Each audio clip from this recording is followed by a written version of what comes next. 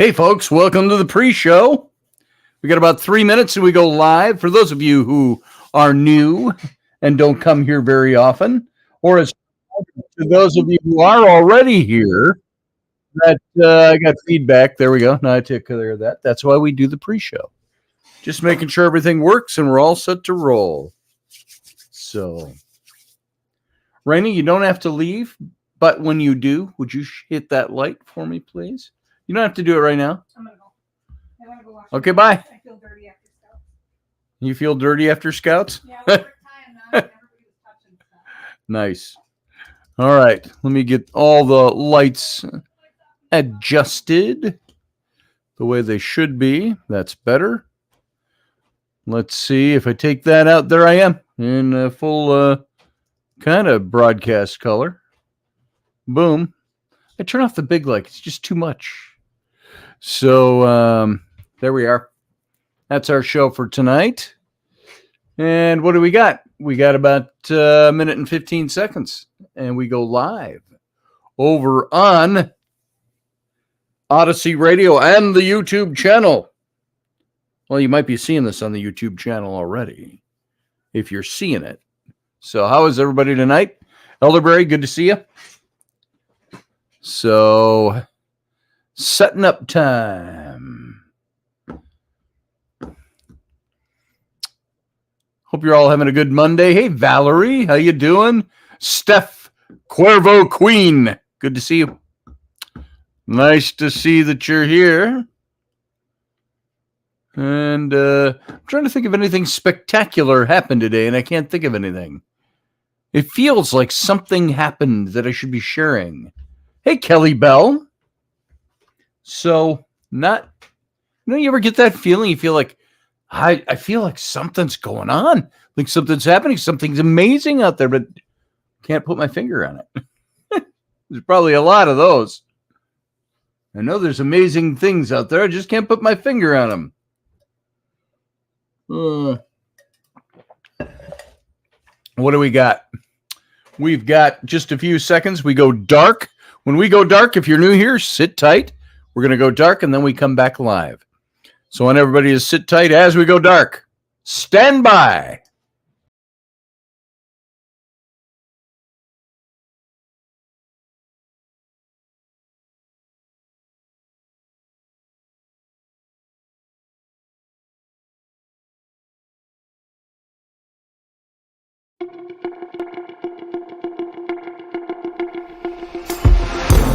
Intrepid radio program with Scotty Roberts. Intelligent talk.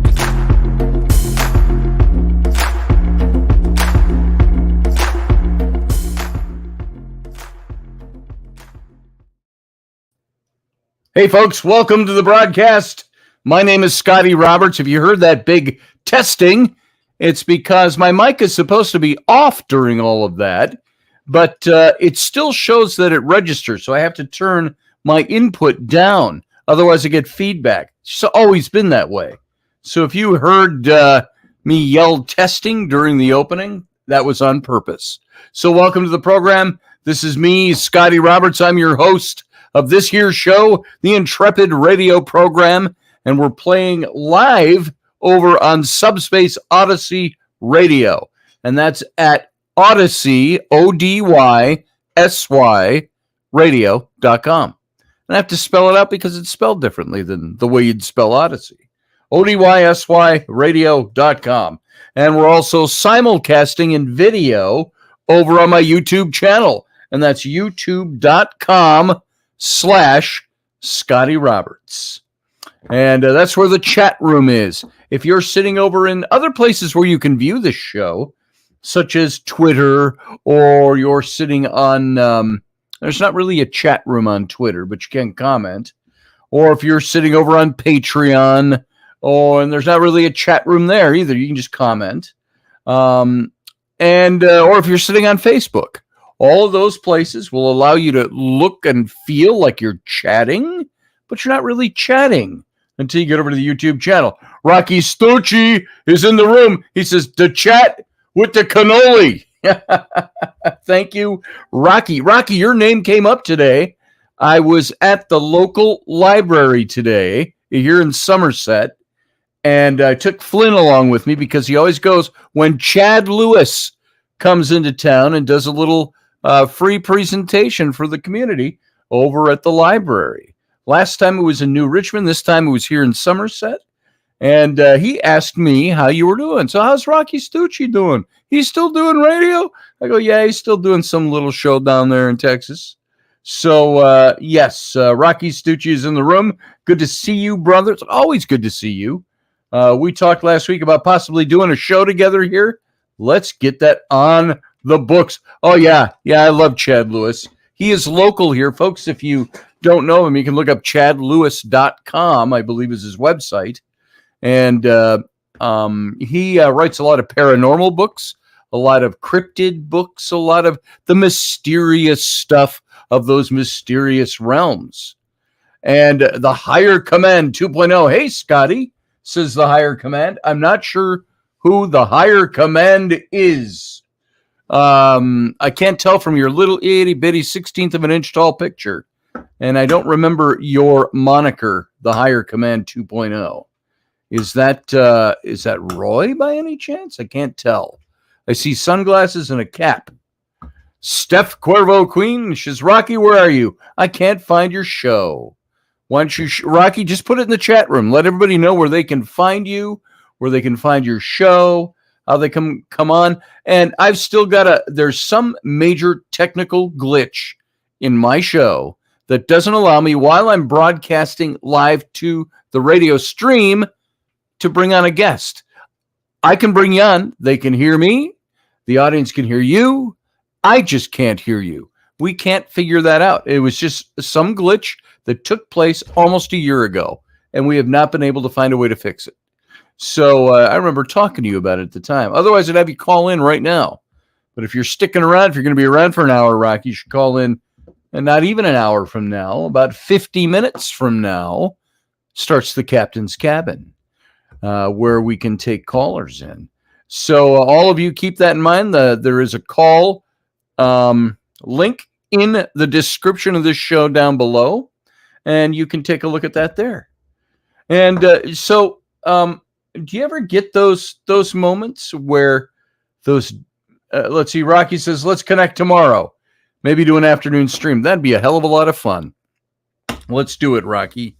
Let's see, tomorrow is Tuesday. I am out for most of the morning, but I'll be back in the early afternoon. So let's connect. And I do have Robertson tomorrow with Wendy Robertson, Rocky. That is at 4 p.m. Central, which is your time zone down in Texas. Same as mine up here in Wisconsin. What? He's been not well? Yeah. Yeah. Thanks, Elderberry, for bringing that up on the show. Now we got to talk about it. Yeah, he's had ups and downs, off and ons with stuff. And I'll let Rocky, if he wants to talk about that, he can say it right here. I got no problem with it. I just didn't know if Rocky had any problem with it being brought up. So, but you go right ahead. Have me on and let's talk about balls. Let's do it.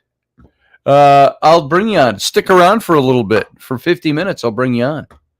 Once we are done broadcasting on air. Sorry, radio audience. Don't be offended by that. We just can't bring them on during the show.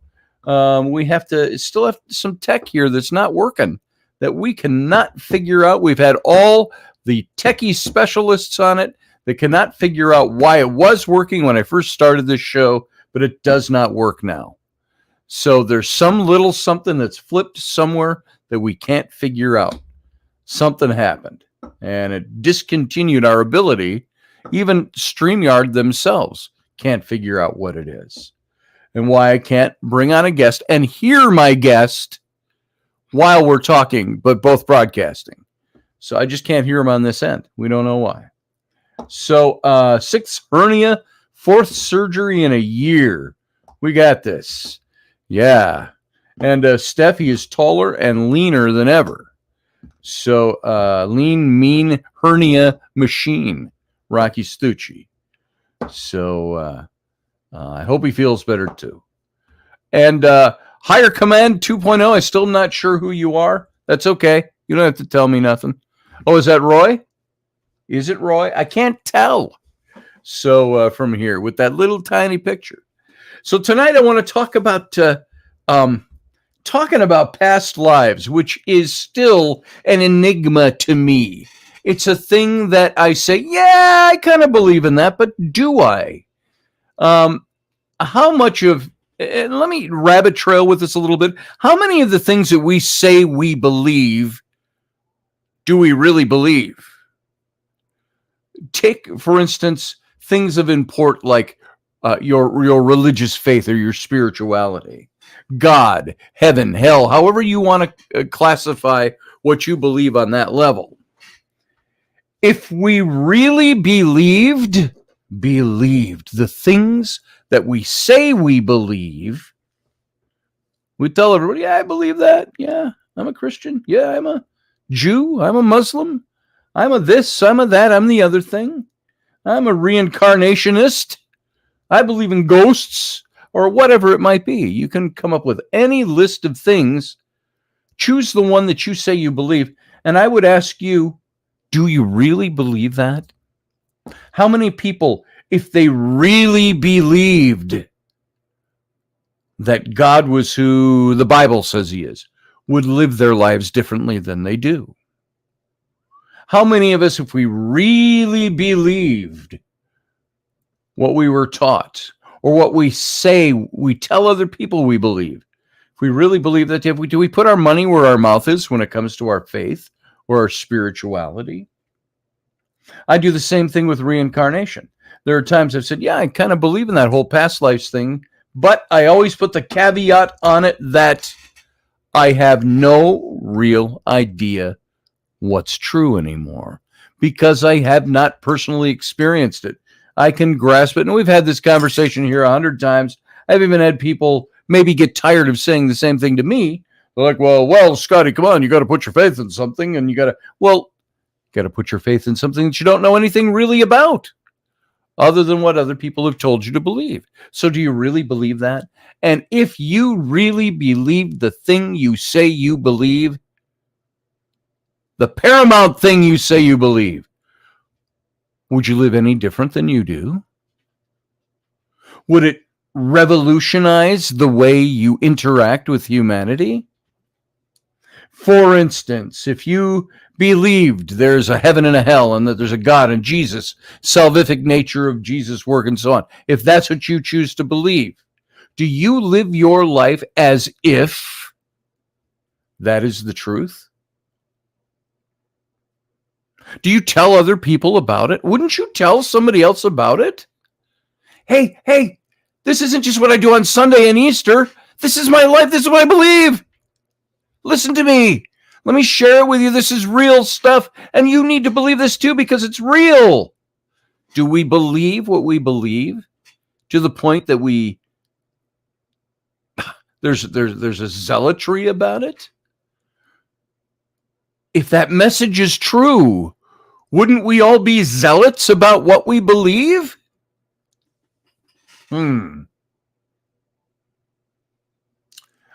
people mold a reality just so they can exist daily, says Rocky Stucci. And you know what? He ain't wrong. Rocky, you aren't wrong. That's exactly what a lot of people do. We hold on to what we believe to be a reality or what we believe to be eternity or what we believe to be our faith, our spirituality. All of us not really knowing for sure beyond what we have accepted by faith to believe. And so does that cause us then to not live in such a way? We do it, like Rocky just said, to exist daily. That's how we get by. We get by existing. Rapid Dog says, we've been played. I've wondered about that. Have we been played? Who's played us and why?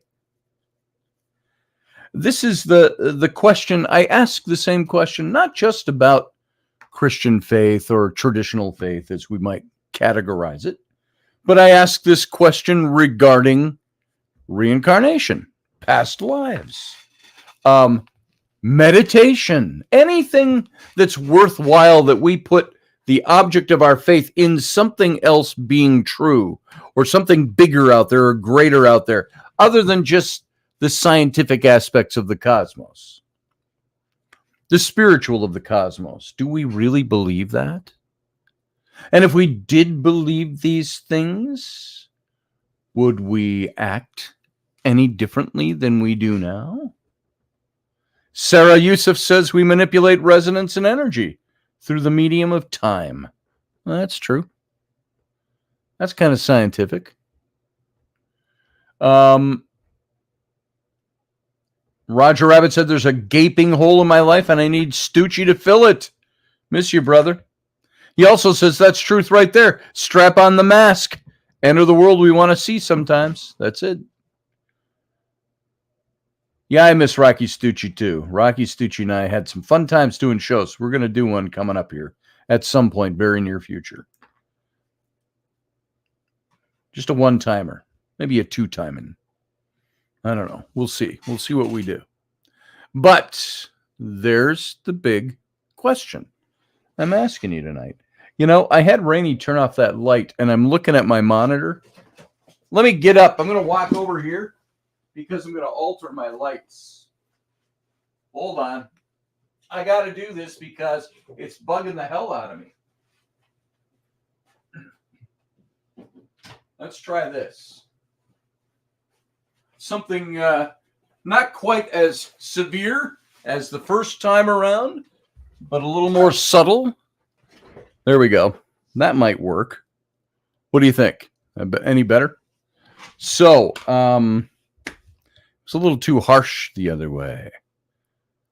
So, Rocky says here, he says, but if we don't believe in a higher power, then we idolize something of lesser form, like global warming. Well, there's that. That's the whole thing. If there is no higher power, what is the thing that governs anything? What's the use? Have we invented a higher power so we have hope? That's pretty depressing if you think about that. What a crappy way to live. I have no hope, so I'm going to invent a higher power. There's got to be somebody else up there.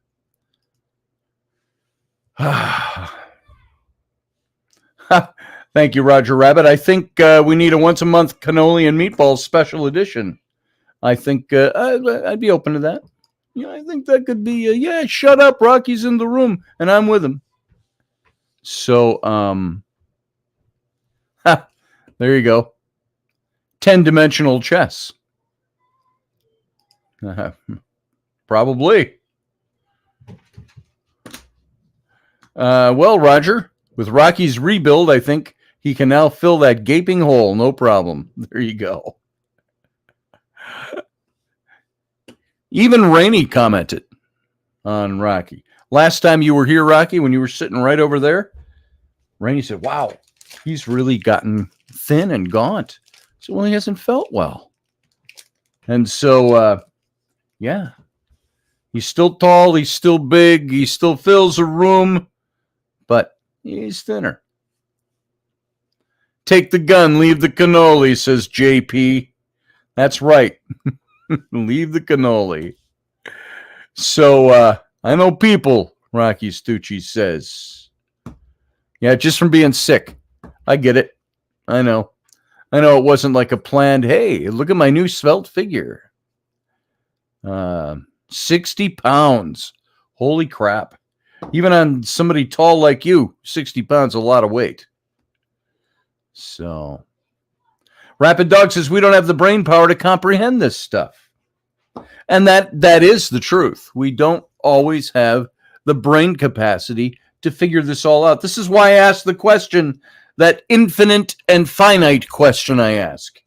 If all the things we are taught in our religions or our spirituality or whatever it might be are infinite in structure, an infinite God wanting to make infinity something understandable for the finite mind of humans who live at best a century if they're lucky or unlucky enough to live that long. A blip in the ocean of the great cosmos. That's the life we live and the length we live it. And yet we're asked to do things that have bearing on the infinite, yet we're not offered any proof that the infinite even exists or the command to act a certain way even exists. We believe it by faith. It's the structure we put in place to fill the gaps. So Roger Rabbit says, would viewing the world with no higher power be what cult leaders see? Do they see themselves as that higher power? Maybe. Or they believe themselves to be the conduit to that higher power. I am not, obviously. I don't know anybody who truly is. So we've got all those questions were to be the groundwork for asking the question of what do you believe about past lives? 3 inches at 90 miles per hour will still do a lot of damage. Yeah, it will, Jason. Yes, it will. It was 61 degrees in the heart of winter today, says Elderberry. Elderberry, where are you again? What part of the country? Tomorrow here, it's going to be in the 50s, and we're in Minnesota, Wisconsin, where this time of year last year, it was 20 below zero. Today, it was in the 40s. What about that? We've got no snow and green grass growing. I was concerned that our lack of snow was up here was going to have a bitter outcome in the spring and summer, meaning it was going to be really dry and we'd have drought by summer. Because accordingly, you're supposed to have enough snow up here that recedes and re-snows, recedes and re-snows all winter long, and underneath it soaks into the ground, and it soaks the roots of all the trees and the crops and the grass and all that. Well, they've said they were just addressed that the other day in a weather report, and they said, you'd think that because we have no snow, but we had so much rain in the warmer weather here that we're just fine. We got no drought on the foreseeable schedule. So that's pretty good. Nova Scotia is -9 and snow everywhere. Is that where you are, Rapid Dog? You in Nova Scotia? And it's on the Nova Scotia. I can't remember any of the words. So that's all I know of it. So if you're from Nova Scotia, don't come here. You wouldn't like it. My wife wants to take a trip to Nova Scotia. And I said, yeah, we'll line that up. Let's do it. So I'm going to find out all the great shopping places in Nova Scotia. Little quaint little fishermen's towns is what I want to go to. 77 in Dallas today. How about that? So is it global warming? Yeah. Is it global warming like the activists say? No. Is it global warming like the earth goes through cycles? Yeah, pretty much. Doesn't worry me. Sarah Yusuf says past lives are interesting. The brain retains and triggered by certain stimuli that gets passed down through the energetic and genetic memory. Well, here's the question, though. Why would a new brain, if a brain is a physical thing, right? The physical part of it. Where does the non-physical part of the brain come from? The consciousness. So you're saying the brain, are you saying the consciousness retains? Well, how does it know where to go? If the body has died, does it just go into the, hey, let's go, there's a new body, let's grab it? And what about those memories? You see little kids having these memories of reincarnation, past lives. What happens to them? Yeah, you're right, Rocky. Antarctica did used to be a tropical zone. There's proof of that. Fossil proof of that. You also had the Arctic with all the receding. Oh, the earth is melting, and we're going into, oh my God, it's utter destruction. The ice caps are melting. Well, as they're receding, they're finding evidence of civilization beneath them. What does that tell you? That ice cap didn't used to be there a long time ago.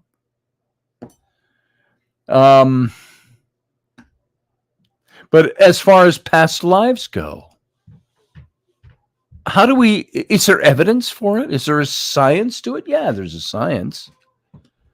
But there's a lot of cases of, we kind of mentioned this, a lot of cases of young children who report these very specific details of apparent past lives, which are later verified. Their facts get verified. And there's some people that claim that children's reports of past lives could be the result of fraud or overactive imaginations or hearing information and appropriate embellishment. But there's one striking case of a past life recall in this kid named Ryan Hammonds, who made 55 very specific statements about a previous life that were verified by other people and other sources. And the idea of reincarnation never really has sat very well with me. That's why the whole preamble to this topic that I just gave, I used to think it was too neat, too simplistic. It was a variation of the Christian reward or punishment based afterlife. Now that's reincarnation as opposed to just past lives. There's different things there. It's a past life, reincarnation, the whole, oh, you lived a bad life, you shall return as a bug. And you have to work your way back up to what? Who's in charge of that? Who does that? Who's the person going, oh, you lived a bad life. I think you're going to come back as, I don't know. Let's have you come back as, a little furry forest creature that can be eaten by a million different predators in your environment. You're going to come back as a hamster. Worse, a gerbil in Los Angeles.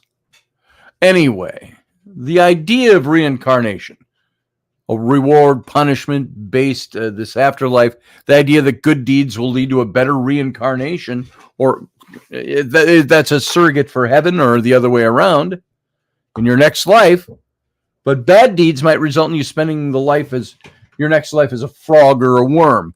And I suppose the upside is that frogs don't live that long, and neither do worms. But in recent years,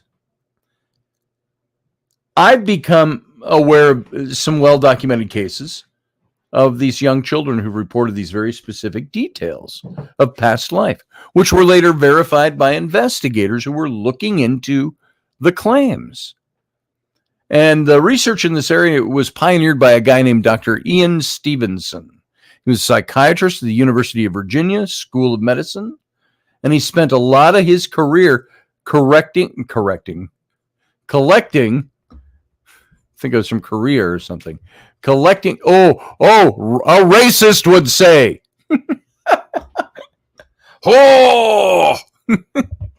Anyway, he spent most of his career collecting and examining such cases, and typically between the ages of 2 and 4, with kind of a mean age of 35 months.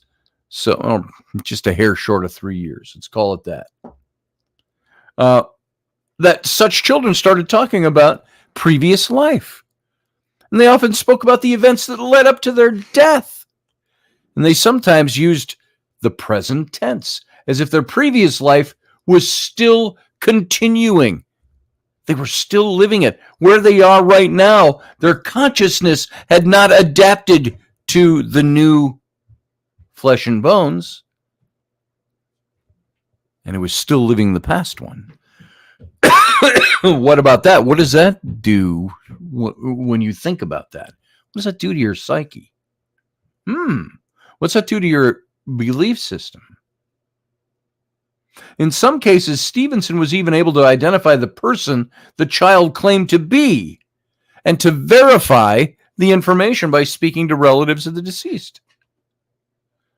That to me is craziness when you start seeing that happen. Now, since Stevenson's death, there's other researchers have followed his lead.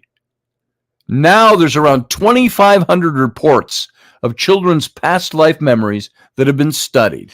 And research has shown that normally the children's reported previous lives ended prematurely and unnaturally. And it often involved violence, suicide, or an accident of some kind. And in almost 3/4 of the cases, the previous personality died relatively young. By the way, the term previous personality, in quotes, that was coined by Stevenson in his research. The previous personality. So 1/4 of them died before the age of 15.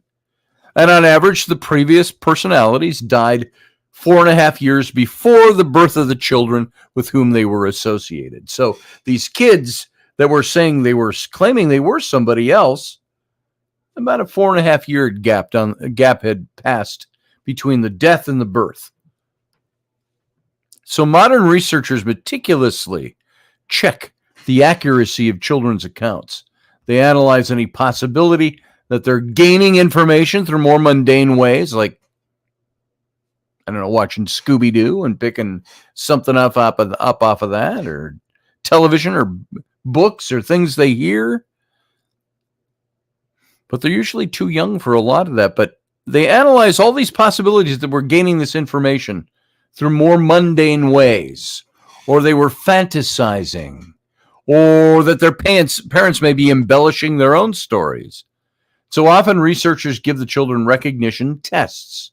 For example, showing them a set of photos and asking them to pick the one that relates to their previous personality.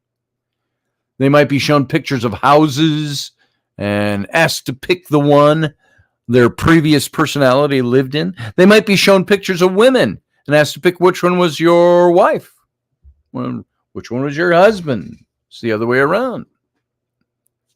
Now, the thing with all of this that I find very interesting is the checking the accuracy of the accounts and the immediacy of the scientific types to want to label this stuff as, oh, there's a scientific explanation for this.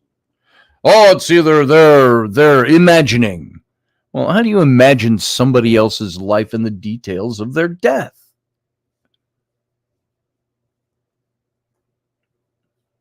I'm just looking at some of your comments over here. Sean Stroik said, I didn't want to kill the stink bug. Then I figured I was helping them move on to a better life. So it worked out for the both of us. Nice, Sean. It was nice to speed up their process of a higher life. Ryan Gale says he was a dung beetle in his previous life. And he has the balls to show it. Oh, bada boom. Just a joke on your behalf there, Ryan. Dung beetles, balls of dung. I actually have in my cabinet over here. I've got, hold on. All of you on the radio, you can't see this if you're watching. I'm stepping away for a second. You might still be able to hear me. Let me show you guys something. Over here in my Egyptian cabinet, I have some things I picked up on a mountaintop. Now, I don't know if you heard all of that while I was away from my directional mic, but John Ward and I, back in 2013 or 2014, 10 years ago, whichever way, 10, 11, we were up on the top of a mountain to the south, would be the south, kind of the southwest of Luxor. Way out in the wilderness along the Theban Mountains, which is just a low mountain range. You could climb them and go over them in an afternoon. Not like the Rocky Mountains. And we're up on above this wadi, and there's spread all over the ground up there. It's all just rocky ground. and it almost looks like cobblestones till you realize you're walking on seashells and all different kinds of different fossilized things. I picked up this stone when I was up there. I'm rabbit trailing, but there's a point I'm making. I picked up this stone. It's kind of pink. You can see it's shaped very, for those of you who have a vivid imagination, it's shaped kind of obscenely, but we'll skip over that. But this is kind of marbled, and you can't really see how translucent this thing, not translucent, it's got a luster to it that you polish that thing up, it's going to be really something. But it's pink, and it's called a moonstone. I can't remember why they call it that. But I found that there was all kinds of this up there. And there were petrified shells, which I brought home. And then I brought home, Ryan, tell me if you recognize this. Does that establish your past life any? There is a petrified, I mean, this thing is hard as rock. There is a petrified dung beetle ball right there. And I picked that up on the mountaintop. These were all over the place. Ryan goes, Uncle Bob! So, yeah, there you go. All that for the comic effect of it. So, past lives. That's where we are, folks. That's what we're talking about. So,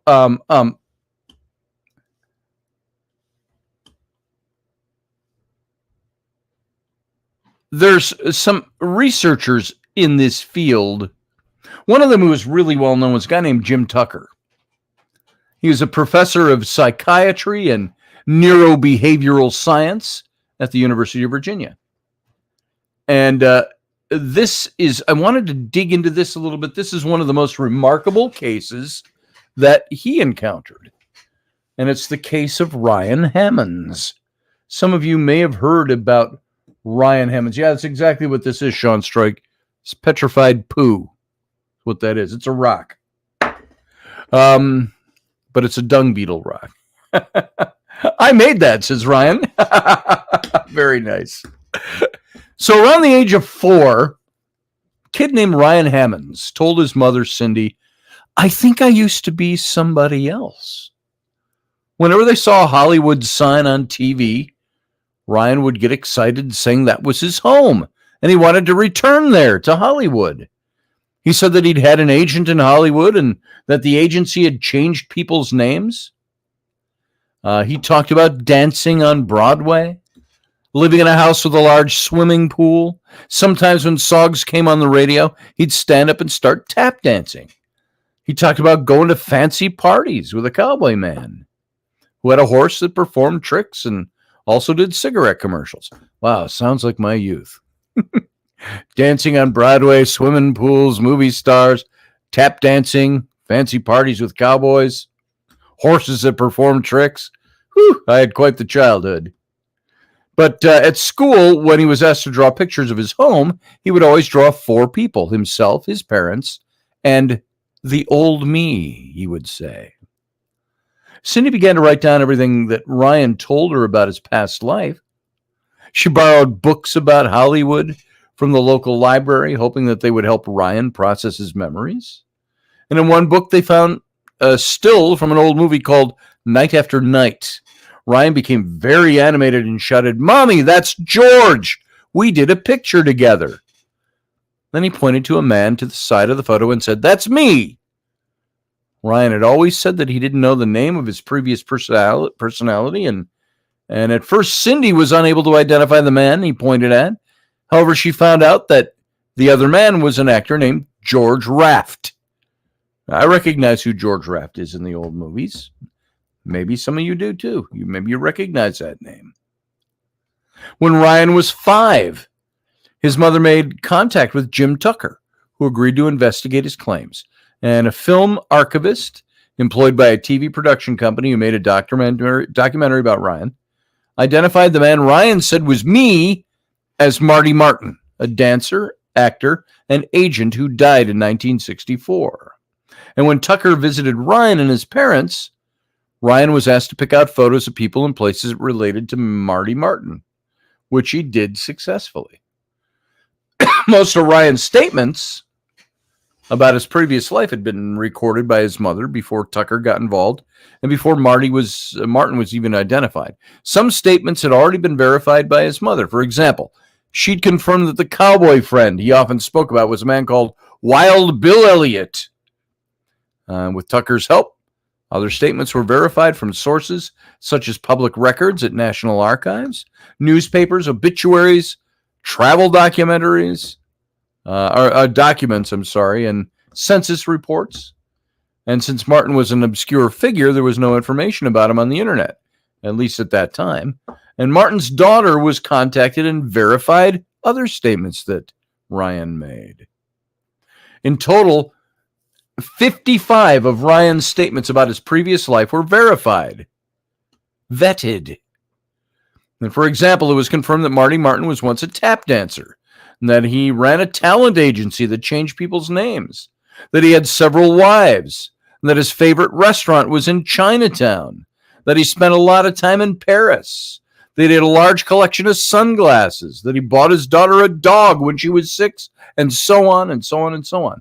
And when Cindy took him to the beautiful old building where the Marty Martin talent agency had been, he acted as if he were truly returning home after a long journey. His whole face lit up with joy, says his mother. Now, that's subjective stuff, but this is the way his mom explained it. Now a teenager, Ryan no longer has memories of his previous personality. They've all gone away. But it still seems to carry some behavioral traits from his past life. For example, he loves to watch old movies. He listens to big band music from the 40s and the 50s. Are there any alternative ways of explaining this case? Are there other explanations? I know there's a lot of similar ones out there. Young children have vivid imagination, so perhaps they're simply fantasizing, right? However, there are hundreds of cases in which the details of the children's stories have been verified, which wouldn't be the case if they were just making up random stories of previous lives.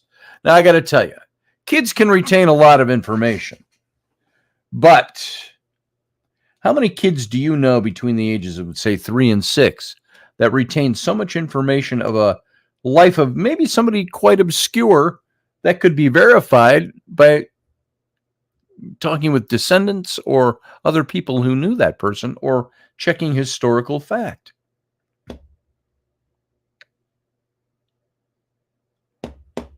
Another skeptical explanation might be that the children have overheard their parents talking about a certain thing or people or events, that they've constructed these stories based on the information. But in the vast majority of cases, the previous personality was somebody completely unknown to the family who lived far away from them. And more mundanely, is it possible that parents simply feed information to their children? Perhaps parents pick a deceased person, find out about their life through the internet, and coach their children to pretend to be the person. That would be that's the great stuff about skeptics. Oh, the only explanation that we have that makes any sense is his parents coached him. So, in a lot of cases, such as Ryan's, there's documents showing many specific details before the children are linked to their previous personalities. So in addition, since children start speaking about their previous personalities at a very young age, in most cases, before they're even 3, it seems highly unlikely that they'd be able to process and retain detailed information and be able to relay the information accurately to investigators. Like the kid, I don't remember his name, the kid who said he was a fighter pilot in the war when he was like 4. And he insisted this, and they verified that he came up with names and things. I don't know how they verified it. I don't have the case at the tip of my tongue, but verified that this guy was real, was killed in an air battle, and so on and so on and so on. So in any case, a large number of cases that date from the pre-internet era, when detailed information about deceased people was hard to obtain. And even most post-internet cases relate to obscure, ordinary people out there whose lives are not recorded in great detail. In many cases, it's difficult to find any information about them online at all, and researchers are obliged to search through specific databases or population records. Then why is it always seems that, you hear a lot of people, I'm the reincarnation of Cleopatra. Oh, Julius Caesar, he was such a handsome man. And he wasn't as bald as the statues make him look. And he was so virile. Okay, so people claim to be Cleopatra. They claim to be these famous people over and over again. I was Julius Caesar. Vic vici vehemente, or whatever the saying is. Vici vidi, vini, vini, vini, vini. You can look it up. It's a Caesar quote. I heard a good explanation when I had that story I've told you about my experience in Egypt, the death of Philip Coppens, and the crying and the weeping. And those of you who listen to the show regularly know the story. And if you don't know the story, I'm not going to retell it tonight. Just go with me here. And Philip had claimed that he was a reincarnation of this guy right here, this bust sitting here behind me of Senenmut, who was my candidate for the historical Moses. And we were visiting the tomb of Senenmut when I had this experience. That's it, Veri Vici. There it is. Vermicelli, Veri Vermicelli Vermici. Can there be several different people who are reincarnated aspects of somebody? Possibly. But all in all this evidence does, it makes me feel that I have no choice but to accept that reincarnation is real. Scientifically real. That's already going to be easy for me to say. Almost as good as my Latin there. Scientifically real. I feel obliged to perhaps revise my old views, which said jury's out, in the face of evidence that's been gathered. It appears that the idea of life after death is more than a naive superstition. In Shakespeare's famous play Hamlet, he describes death as the undiscovered country from whose bourn no traveler returns. But perhaps it's possible to return from death and to even remember the previous journey we took there.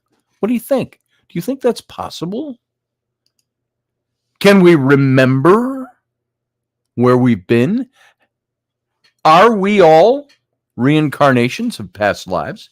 Is this the consciousness hub, this floating flotsam of human consciousness that's out there? Or not human consciousness that manifests within humans? Why does an animal consciousness do that to us? It's only humans. It's interesting. Vita viva l'amore. L'amore, Shanstrika. L'amore. Vita viva l'amore. Is that more power to love or something like that? It means something like that. I don't know. Houdini and his wife, says Sarah Yusuf. It's better you have not heard Hamlet until you have heard him in the original Klingon. Kapla. I've got to learn that line too, the to be or not to be in Klingon. Here. Let's just see if we can do it. Hang on. Don't go anywhere. To be or not to be in Klingon. Bet you we can find it here. Tah, bah, tah, hub. HBE, whatever that is. I don't know how to pronounce it. Tah, bah, tahub. To be or not to be in the original Klingon. There it was, folks. So do you know you can find that stuff online? My son-in-law, one of my son-in-laws, gave me a book on like a travel book to the Klingon Empire. It's really cool. So that's my son-in-law, Dakota. He's with my daughter, Abby. But there is a science to reincarnation. And it does focus around Jim Tucker's investigations and the children's claims of past lives. This whole Ryan Hammonds thing and remembering echoes of his past in movies. Is this Marty Martin?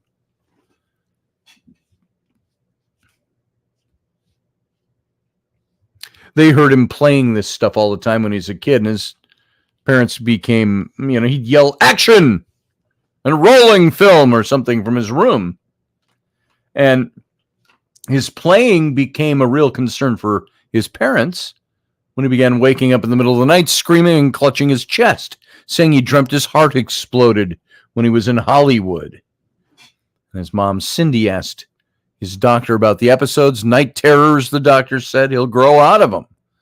And one night as Cindy tucked Ryan into bed, Ryan suddenly took hold of her hand and said, "Mama," he said, "I think I used to be someone else." Said he remembered a big white house, the swimming pool, which you talked about, Hollywood sign, and this would be many miles from his Oklahoma home where he was living. He's a little kid. He said he had 3 sons, but he couldn't remember their names, and he'd begin to cry, asking his mom over and over again why he couldn't remember the names of his children. She said, "I didn't really know what to do." What does a parent do? What do you do in that? Even my kids, they'll come and they'll talk to me about ghosts. "Dad, I heard this thing that's up in my head. This got moved and that." And we kind of blow it off a little bit. Even though I'm a believer in that stuff and I've experienced it. I'm kind of like, well, be careful. Other times I'm like, well, tell it to stop and to talk to your dad. So the mom didn't know what to do. She said it was more in shock than anything. He was so insistent about his stories. And he kept talking about it even after that night. Kept getting upset about not being able to remember the names of his children. He's only like 4 or 5 years old, something like that. And she started researching the internet about reincarnation. She even got some books from the library on Hollywood, thinking their pictures might help him. She said she didn't tell anybody about it for months. One day, as Ryan and Cindy paged through one of the Hollywood books, that's where Ryan had stopped at a black and white still taken from a 1930s movie, Night After Night, and 2 men in the center of the pictures we described earlier were confronting one another. 4 other men surrounded them. Cindy didn't recognize any of the faces, but Ryan pointed to one of the men in the middle. He said, "Hey, Mama, that's George Raft. We did a picture together." And his finger shot over to the man on the right wearing an overcoat and a scowl. He said, "That guy's me. I found me," he said to his mom. So Ryan's claims, while rare, aren't as unique as we might all think. Among more than these now 2,500 cases that exist, case files that are sitting inside the offices of Jim Tucker. For nearly 15 years, Tucker's been investigating claims made by children, usually between the ages of 2 and 6, who say they've had past lives. And these kids are sometimes able to provide enough detail about those lives that their stories can be traced back to actual people. Rarely famous, but often entirely unknown to the family of the kid. And the family, and they had died years earlier. We've only got about 4 minutes left with the radio audience, less than that. And then we'll go to just the captain's cabin, and we'll discuss this all a little more. I understand the leap it takes to conclude that there's something beyond what we can see and touch, said Dr. Tucker, who served as a medical director of the university's Child and Family Psychiatric Clinic for nearly a decade. But there is this evidence here that needs to be accounted for. When we look at these cases carefully, some sort of carryover of memories often makes the most sense. And Tucker wrote a book called Return to Life. Might want to look that one up. Return to Life by Tucker. Quantum physics indicates that our physical world may grow out of our consciousness. Tucker says, that's a view not held just by me, but by a number of psychiatrists as well, said Tucker. And there's a little controversy over it, even though there's fierce debate. His research, based in part on the cases accumulated all over the world by his predecessor, Ian Stevenson, caused little stir. So, nearly 20% of the children studied have scar-like birthmarks or even unusual deformities that closely match marks or injuries the person whose life the child recalls received at or near his or her death. That sounds like a horror film right there, or a cool, gritty sci-fi film. Most children's claims generally subside around age 6, coinciding roughly with what Tucker says is the time children's brains ready themselves for a new stage of development. Out of toddlerism into whatever comes next, whatever they call it. So despite the otherworldly nature of their stories, almost none of the children exhibit any signs of being particularly enlightened, Tucker said. And he said this, my impression of the children is that while a few make philosophical statements about life, most are just typical kids. It might be a situation similar to not being any smarter than on the first day of the first grade, and then you were on the last day of kindergarten, kind of thing. There's a lot of information on Tucker that you can look up. As Ryan grew a little older, he says, I don't want to go back to Hollywood. I just want to keep this family. In the weeks that followed all of this, Ryan spoke less about Hollywood. Tucker says that it often happens. When children meet the family of someone they claim to have been, it seems to validate their memories, and then, boom, it's kind of gone. It passes. They don't need to do it anymore. I think they see that no one's waiting for them in the past, Tucker says. Some of them get sad about it, but ultimately they accept it and they turn their attention fully to their own present. They get more involved in experiencing this life, which is, of course, really what they should do. Radio audience, we got to go. Join us over in the captain's cabin on my YouTube channel, youtube.com/Scotty Roberts. Until then, live long and prosper. Everyone sit tight. Join us every weeknight at 9 p.m. Central Standard Time, 10 p.m. Eastern. The Intrepid radio program, a Scotty Roberts Productions broadcast.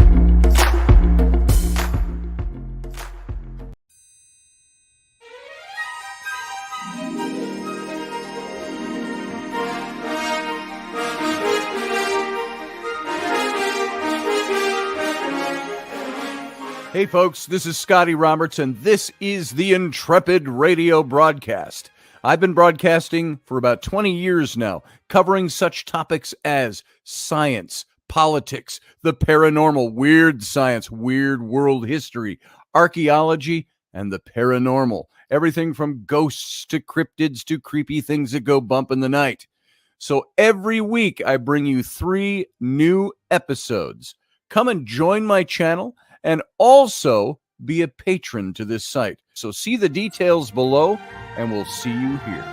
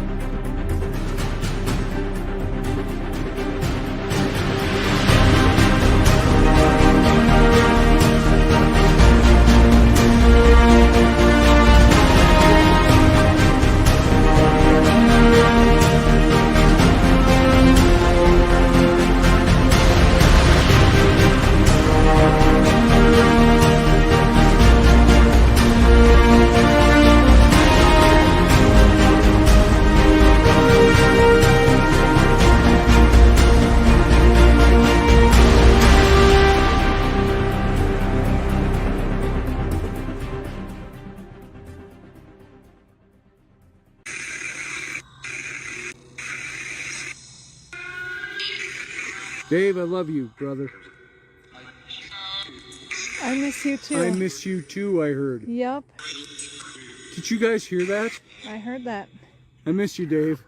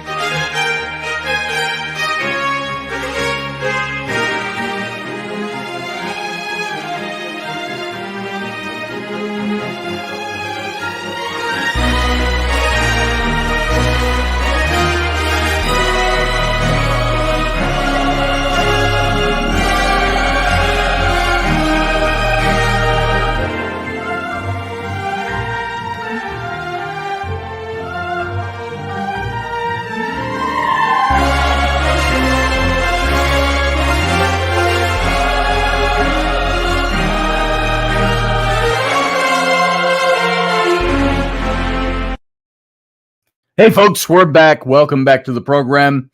Thanks for sitting through. This is the Captain's Cabin. How you doing? And me son Flynn is here. What can I do for you, Flynn? I just found this in my bed. I don't know how it got there. Oh, someone. I don't know how it got there either. The bed down here or the bed upstairs? Oh, who knows? Somebody picked it up. Capo for guitar. Thank you. So anyway, how's everybody doing over there after that show? You feeling like you're living a good life, a past life, a present life, a future life? That's all enigmatic stuff to me. I don't know the answers to it. I don't know who does. Really, all we can do is speculate and say, well, we're pretty sure consciousness works this way, so this must be what is so. What do you think? What are your thoughts on all that? If anybody's got anything, you can call in. We'll talk about it. And if nobody wants to call and talk about it, guess what? We'll just wrap her up early tonight. So I got nothing more to say on the topic. So unless you guys want to discuss it, this is your opportunity to make discussion, make talk, make words work. Together we talk, we make things. And if we don't do that, well, we'll see where we take it from there. So what's going on? What's going on? Rocky Stucci, if you're still out there, you should call in. I think he's either working a night shift or he is going to bed. Going to bed. How about anybody else? So, we still got, according to this, pretty good lot of you from the show still sitting over here. Stuart Foley. How you doing, brother? Good to see you. And glad you made it in. So... And hey, man, yourself. Jason Patrick, are you out there? You can call in too. Sean Stroik, you can call in. Anybody's got anything to say? I'm not going to coax y'all to call in. So if you want to call in, come on in. Oh, look, we got JP. Hey, how you doing? Hey, yeah. I'm doing all right. That's all right, Stuart. Yeah, the show comes and goes. It's there, then it's gone. And then we're into this, the little after show, which my wife says, how come you do 2 hours of radio every day? I said, I don't. It's only 3 days a week. And the answer is because why not? I tell her, hey, look, honey, I don't go drinking with the boys. I don't go bowling. I don't go hunting. What else don't I do? I don't go shooting pool. Playing dice. I don't play dice. What else don't I do? I don't go to sports games. I don't sit with guys and watch the football game, the baseball game, the basketball game, the volleyball game. Guys, you know, when we're into sports, the only reason we watch volleyball is to see tall, leggy, good-looking women jumping around in the sand in swimming suits. I knew you were going to say that. Yeah, you knew I was going to say that. You must be psychic or telepathetic. I don't know which one it is. So I'm telepathetic. Jesus. So I don't do any of those things, but I do radio.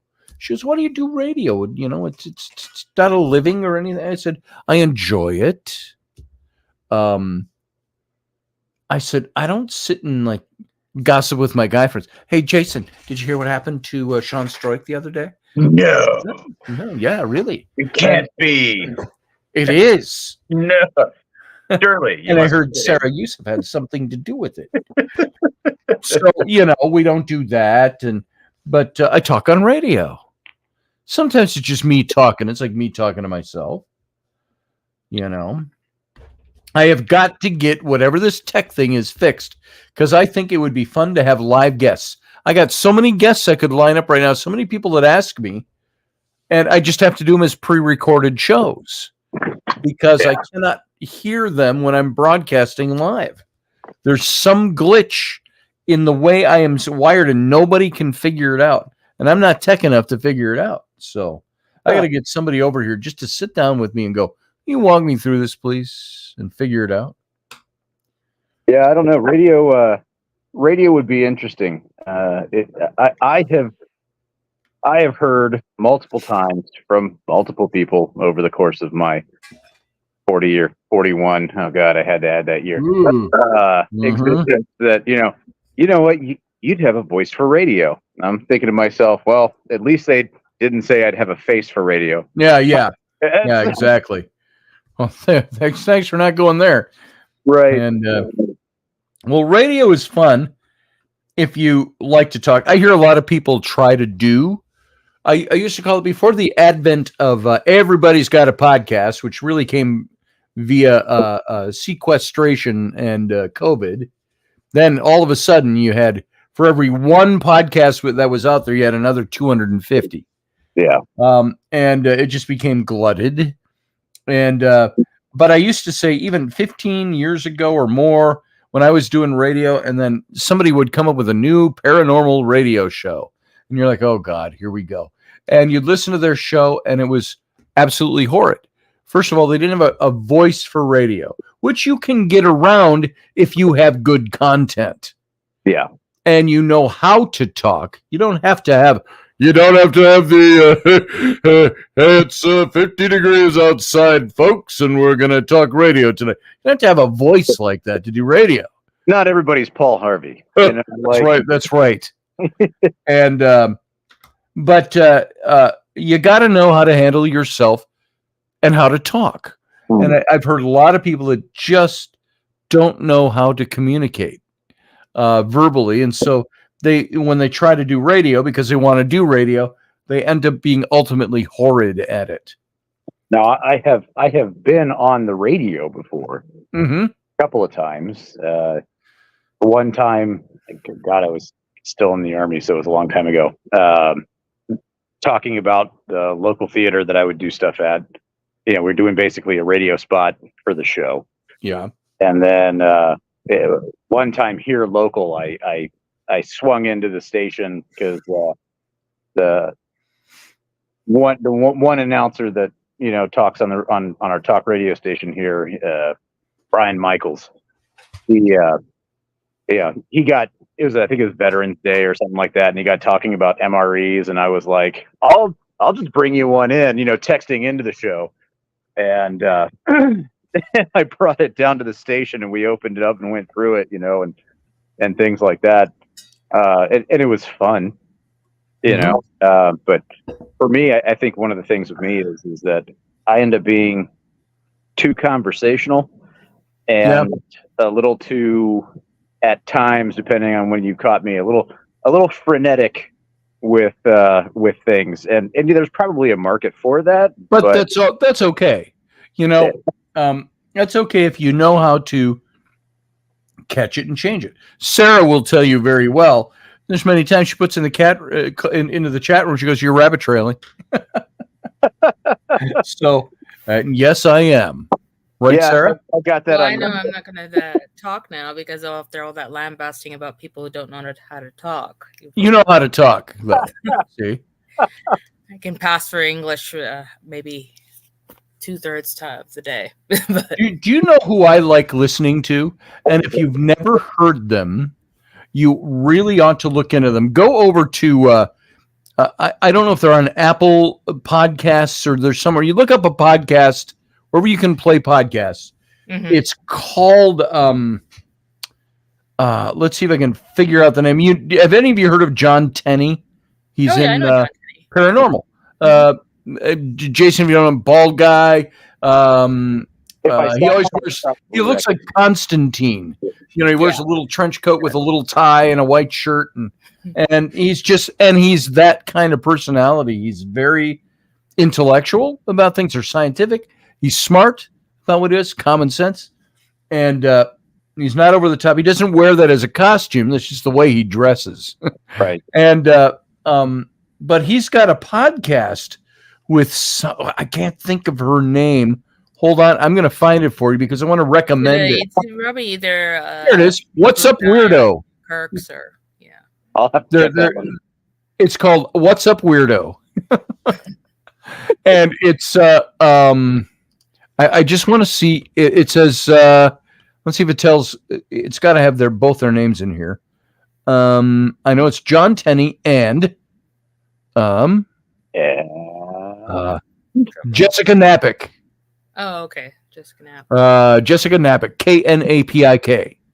And she's kind of this hot little tattooed thing. I think she's a tattoo artist, maybe, but she's got a mouth on her, and I don't mean it. You got a pretty mouth. I mean, she's got a mouth. She is somebody you'd hang out with them, and you'd go, God, I'm sure glad my parents aren't listening to this conversation. And I only say that complimentary. She's funny as all shit. She's foul-mouthed, funny. Maybe she doesn't see herself as foul-mouthed. Boy, this is an endorsement, really, John and Jessica, believe it or not. But I love their show. They make me laugh. I'm working and I listen to them. Their podcast, just one after the other if I haven't heard it for weeks. And they are entertaining. They're fun. They have all the people you like to hear because they're friends with Amy Bruni. They're friends with Adam Berry. All of those guys are people that they hang with. And so they do a lot of interviews with them. And so anyway, my only point was going to be, is John Tenney with a voice like this, you know, he kind of talks like this, you know, John Tenney, you know, does he have a radio voice? No, but he's got the goods. He knows how to talk about what he wants to say. I'm a lot of very people afraid have that, tone in that, you know, with people with a certain tone, they tend to make it seem more believable. Like if they're not, you know, you're more likely to believe, you know, somebody saying anything in a calm, you know, not really monotone, but you know, like a calm voice versus somebody who's, you know, frenetic.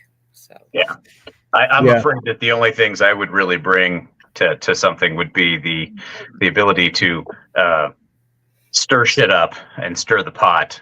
Well, you can stir shit up, but you also have a pleasant voice. That helps too. Well, thank you. And it just dawned on me that every time I'm on here, because of my poor life choices, I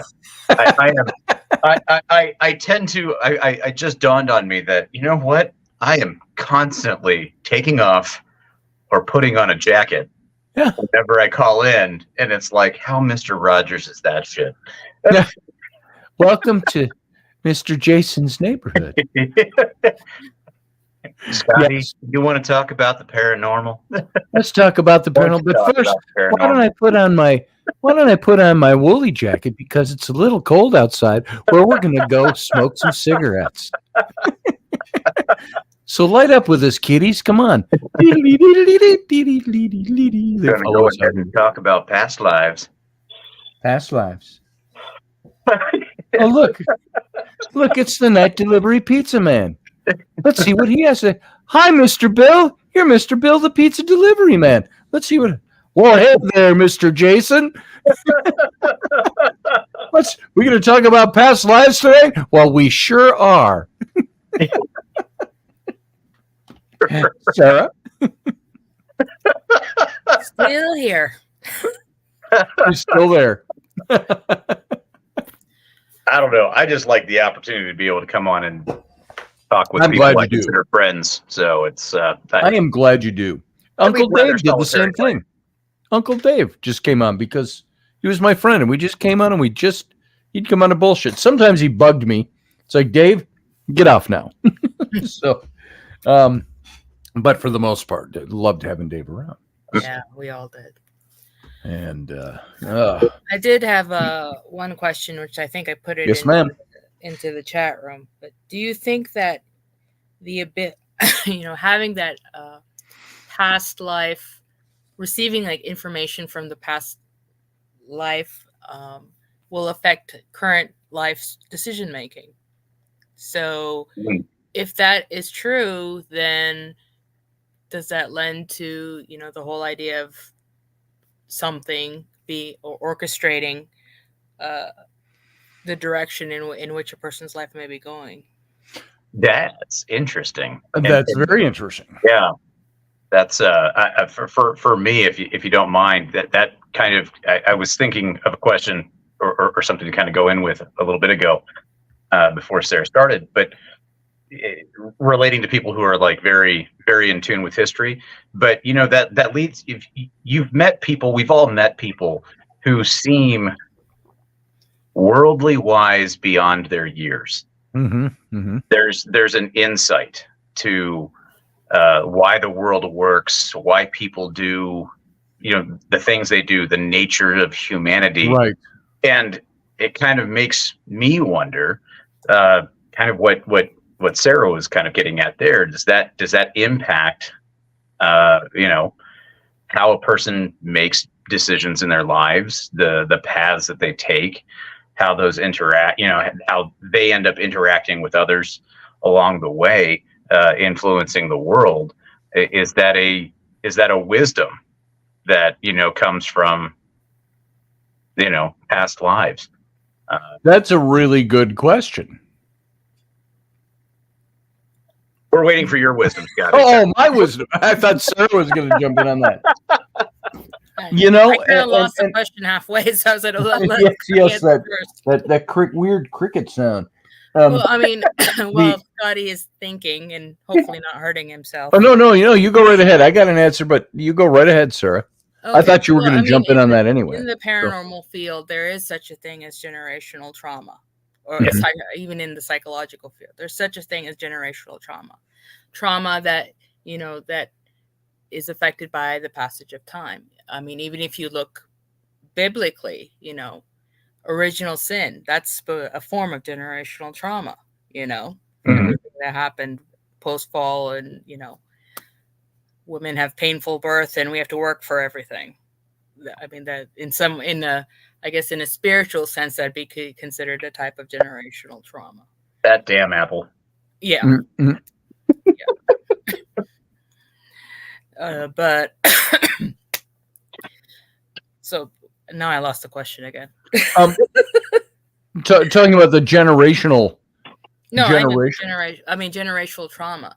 So what we are doing now, I mean, is that creating a type of you would say an energy matrix, or in what happens in the future, not only in our lives, but lives of our children. There's a genetic component, an energetic component that gets passed down. You see it all the time in families, that you act exactly like your uncle or your great grandfather, work through those lines of thing. It's like when they do those genealogy shows and all that, and said, oh, your great grandfather was doing the same thing that you did, yes. Yeah.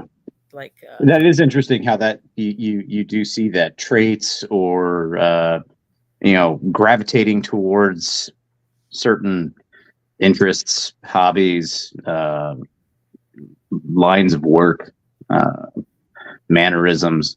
You see that a lot. It does get passed down generationally. It's very interesting. Yeah, I mean, I've heard of cases where even early as the 1700s or even earlier, there was somebody who had a bad experience with a fire, and most of the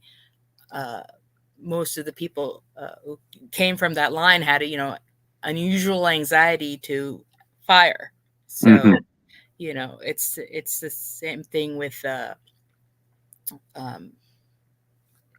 there was a study done with I think it was earthworms or mealworms or something like that, or it was what was it? I can't think of it right this second, where they exposed these worms to extreme conditions like extreme cold, extreme heat, and then they passed the generation down 10 10 normal generations from that group, and they retained those I don't know what you would call genes, but the ability to withstand extreme cold, extreme heat. When they were 10 generations later and they've been kept in normal conditions, you'd think it would be bred out of them. So you would think, but it's interesting, when you look at going back to like, the mannerisms or things that you gravitate towards, because that leans more at the past life kind of thing. One of the things that I've always found interesting for me is, so, Scotty and, people who've listened, when I've been on, long enough at this point, I was in the 10th Mountain Division when I was in the Army, but years and years and years and years before I ever joined up, I remember going into basically what turned out to be an antique surplus store, right? It wasn't like your typical surplus store where you go in there and you just, find the generic type stuff that you see nowadays. Everything in there was, at least 40 years and older. Right. There were a couple of items in there. I went in with my two grandmothers. They're both alive at the time, and we're looking through things. And they ended up. I found a couple of things that I thought were really cool, and I was kind of just holding on to them, kind of thinking like, okay, this is something I want to try to buy or whatever. And they each ended up actually saying, hey, we'll each get one of these items. Like, oh wow, okay, cool, thank you. One of them was a mountain rucksack from World War II, dated 42. Oh. Had a guy's name stenciled on it and everything. I had no idea that it was, a mountain rucksack. And all I knew is that it was World War II dated. It was in good shape. It was named, which when you're looking at collecting, stuff like that, that always kind of adds a little more, value to it or importance to it. And, so like I pick up this bag, and then, next thing 5-8 years down the line, it's probably a little bit more than that. Here I am sitting at 10th Mountain Division, and it's like, that's weird. I pick up this thing, out of just kind of nowhere. And it's kind of a connection to where I am today. And it happened without me realizing it. And, I never knew that it was a mountain rucksack until I got to the 10th Mountain Division and started like going through the museum and, learning about the history of the unit and things like that. And so it's like, without any prior knowledge, and then, I had no choice over the orders that took me from my Warrant Officer Basic course out to Fort Drum. I literally got pulled out of class one day and they're like, hey, just so you know, you're headed to 10th Mountain Division, and your brigade maintenance tech wants to try to get you accelerated through the course because they have a deployment coming up. And that was the first I'd even figured anything out about 10th Mountain. So it's weird. You have this, what is this thing? This is really interesting. I want this. And the next thing completely unrelated events, unrelated influences. Sure. You end up at something. So are you speaking more to synchronicities or something, an artifact that may have triggered that? I guess it could speak to both. I mean, So there's a great question for both of you and anyone else out there listening. Can artifacts be things that trigger the awareness or consciousness of a past life or of past genetic experience? Sure. Yeah. Did you say yes as I was umming? I said sure. I wouldn't say it's out of the realm of in possibility. this case, That's to me, in interesting, my mind, huh? it brings up resonance and psychometry. The connection. Yes. It's the connection. It said, "Oh, I like this." It triggered something in his brain. It said, "Oh, I like this. This is a positive experience. I'm going to take this with me." Right. Right. Well, and then kind of exploring the connection a little bit more. So, how I ended up being where I was within the Army in terms of my job. When I went under the Warrant Officer Flight Training Program, and I got medically grounded in the course. And then I rebranched from aviation into ordnance and became a maintenance warrant officer. But I was an engineer equipment repair maintenance warrant officer. And, I didn't put things together until I got more involved in engineer equipment. The course for that was all at the home of the Army engineers and things like that, that my grandfather on my mom's side, who is my biological grandfather because she remarried, but he's the only grandfather I knew, right? He was in the engineers with the Army, and he was on Tinian building runways for the B-29s. And so it's like, okay, now I'm doing engineer stuff. Like I'm working on engineer equipment. And I had this connection, and I don't really figure these things out until,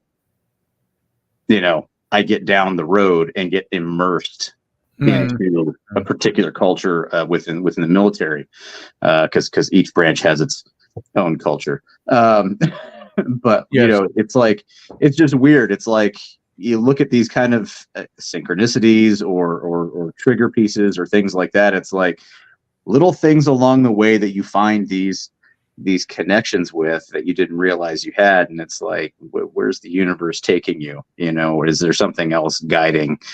And I don't know if you remember, Scotty, at the Oda Saga, when Chip did the gallery reading. Yes. That was the person Grandpa Herman was the person. Yes. Yeah. And he actually shaking that memory loose. Yes. Yeah. And he had because he has the ability to read by touch, and I always carried Herman's dog tags with me. After he passed away, I got one, my cousin got the other. But I always carried that with me, and Chip took a reading off of that, and came back with some pretty interesting stuff. But it's like things influencing you in subtle ways you don't necessarily realize, kind of pushing, guiding. It's like, is there something to that?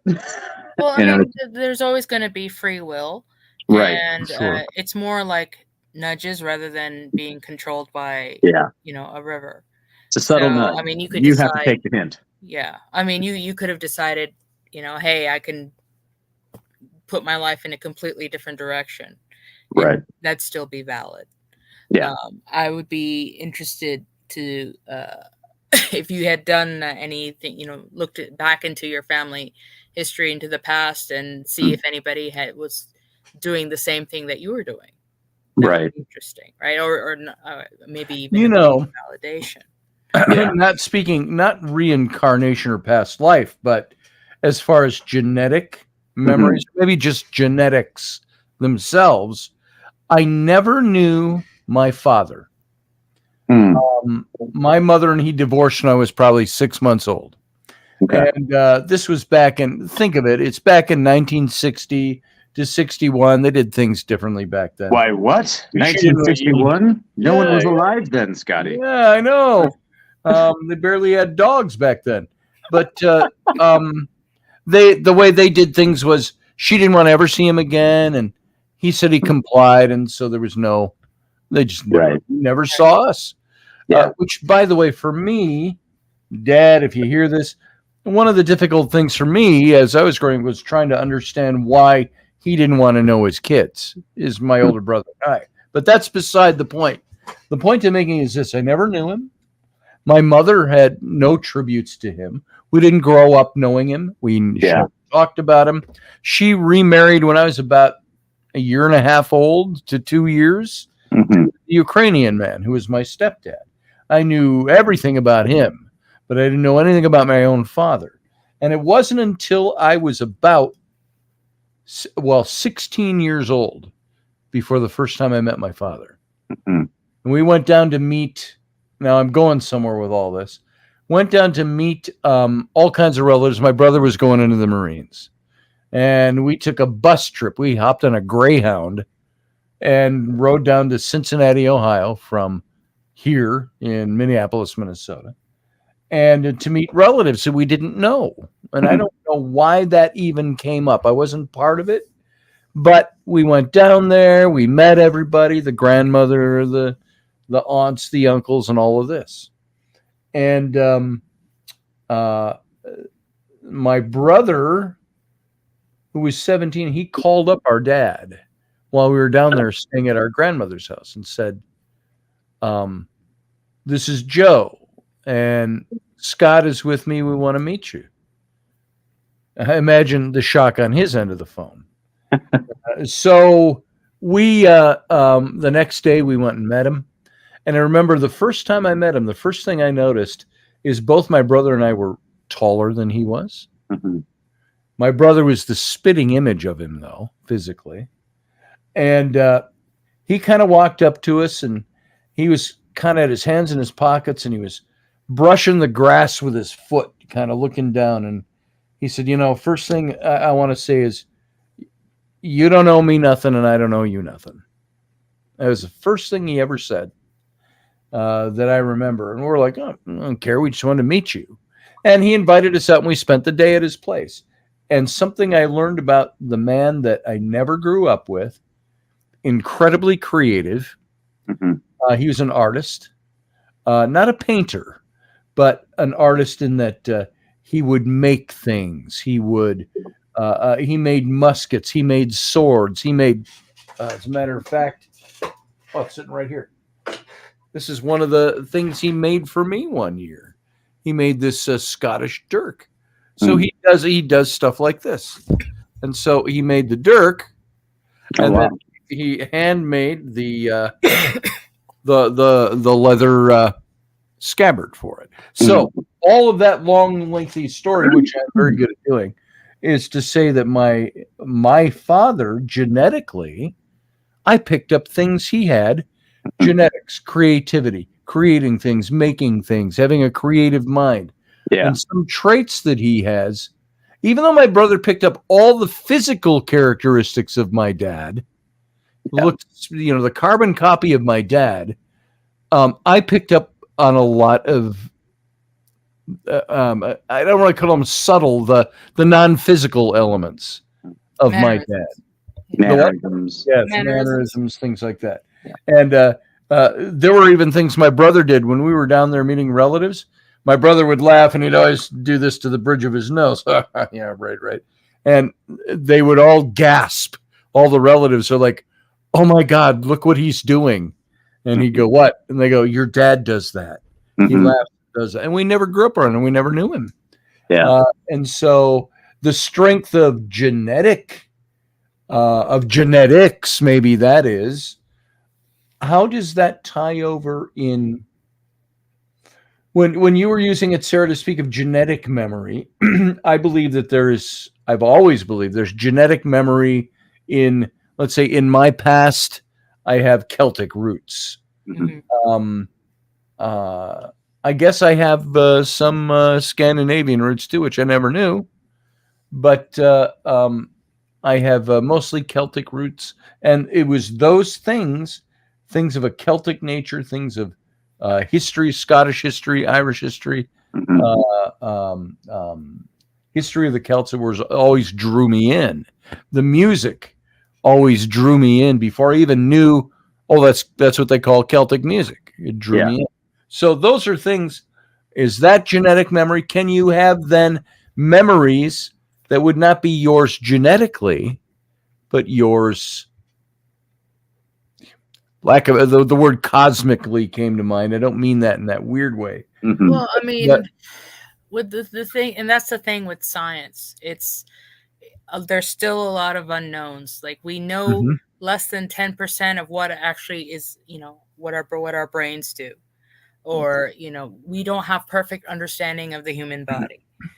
So, Right. I mean, it's an ongoing exploration, whatever you want to call it. I mean, it's like saying that, I mean, for all we know, there could be some sort of energy matrix that we care about. It could be like dark. It's like finding out the existence of dark matter in space. There's something going on, but we don't know what's the causation, Sure. How does it work? And, that's the whole thing about science. But I mean, for me, at least, science can only answer so much. I like to take a more holistic approach, mind, body, and spirit. Right. So they're all kind of, layered with each other. Sure. I get that. Yeah. So, and then in addressing, generational trauma, things that get passed down, that's also, a cause for try to create a form of healing. I don't know if you know Sam Baltrusis, but he Not found off the top of my head. Yeah. He's the one who I think does, not Michigan Paragon, but the one in Salem. But he found out that, he had several things going on, throughout his life and all this stuff. And he was attributed, I'm just, because he's a medium in the paranormal. Come to find out, he has somewhere down the line that he was related to Eileen Wuornos, the first female serial killer in the U.S. that recognized. So, and then, the more he dug into his background, the more, he found darker stuff and, the I guess what you would call the fun relatives. Yeah. What you would want. But fun relatives. The ones you don't talk about at family gatherings. Right. Yeah. So, that was Uncle Bob. Yeah. So, I mean, feminist serial killing. So that's also, Yes. For the way he's going to go from his life now forward is, going to try to reconcile and heal from, that trauma. So, and the thing that gets me and would kind of pinged my brain is all of this is we're basing it on the medium of time. Past, future. What we do now affects the future. So, and that gives us also the illusion of movement, of change. Change is a measure of time. If something doesn't change, we call it timeless, essentially, right? Sure. So, which again leads to another question of, is there something, an entity or whatever you want to call it, orchestrating that change? So that is a question, and that's the big question. It takes me back to the part, Roman numeral 1, Roman numeral 2, Roman numeral 3 before we got to number 1 of tonight's shows, and that was what's governing it all. If there is, what's in control of that? Who's in control of that? Does it just do it randomly, all by itself? This is science. It's just a random generation of consciousness, random generation of transferal of genetics, random generation of transferal of genetic memory, and so on. Is it all explainable in scientific terms? Is there more to? This was the big question I was asking at the beginning. How do you know what you believe? And if you know you believe it, how do you act as if you believe it? I mean, it sounds like to me you're trying to ask, does God exist?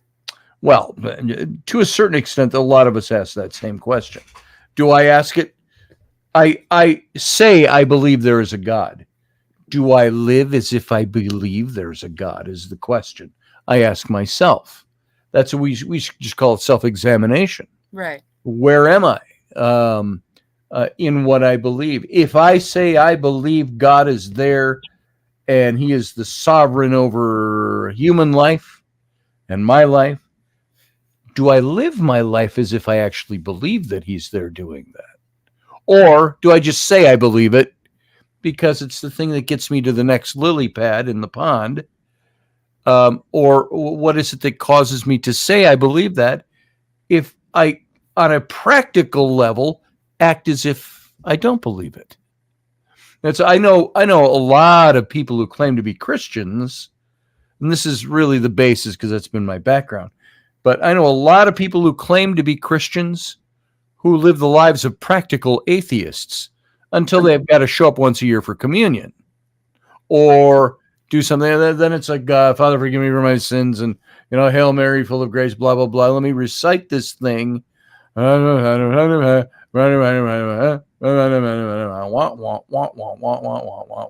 the bread and the wine. Okay, I'm good for another year.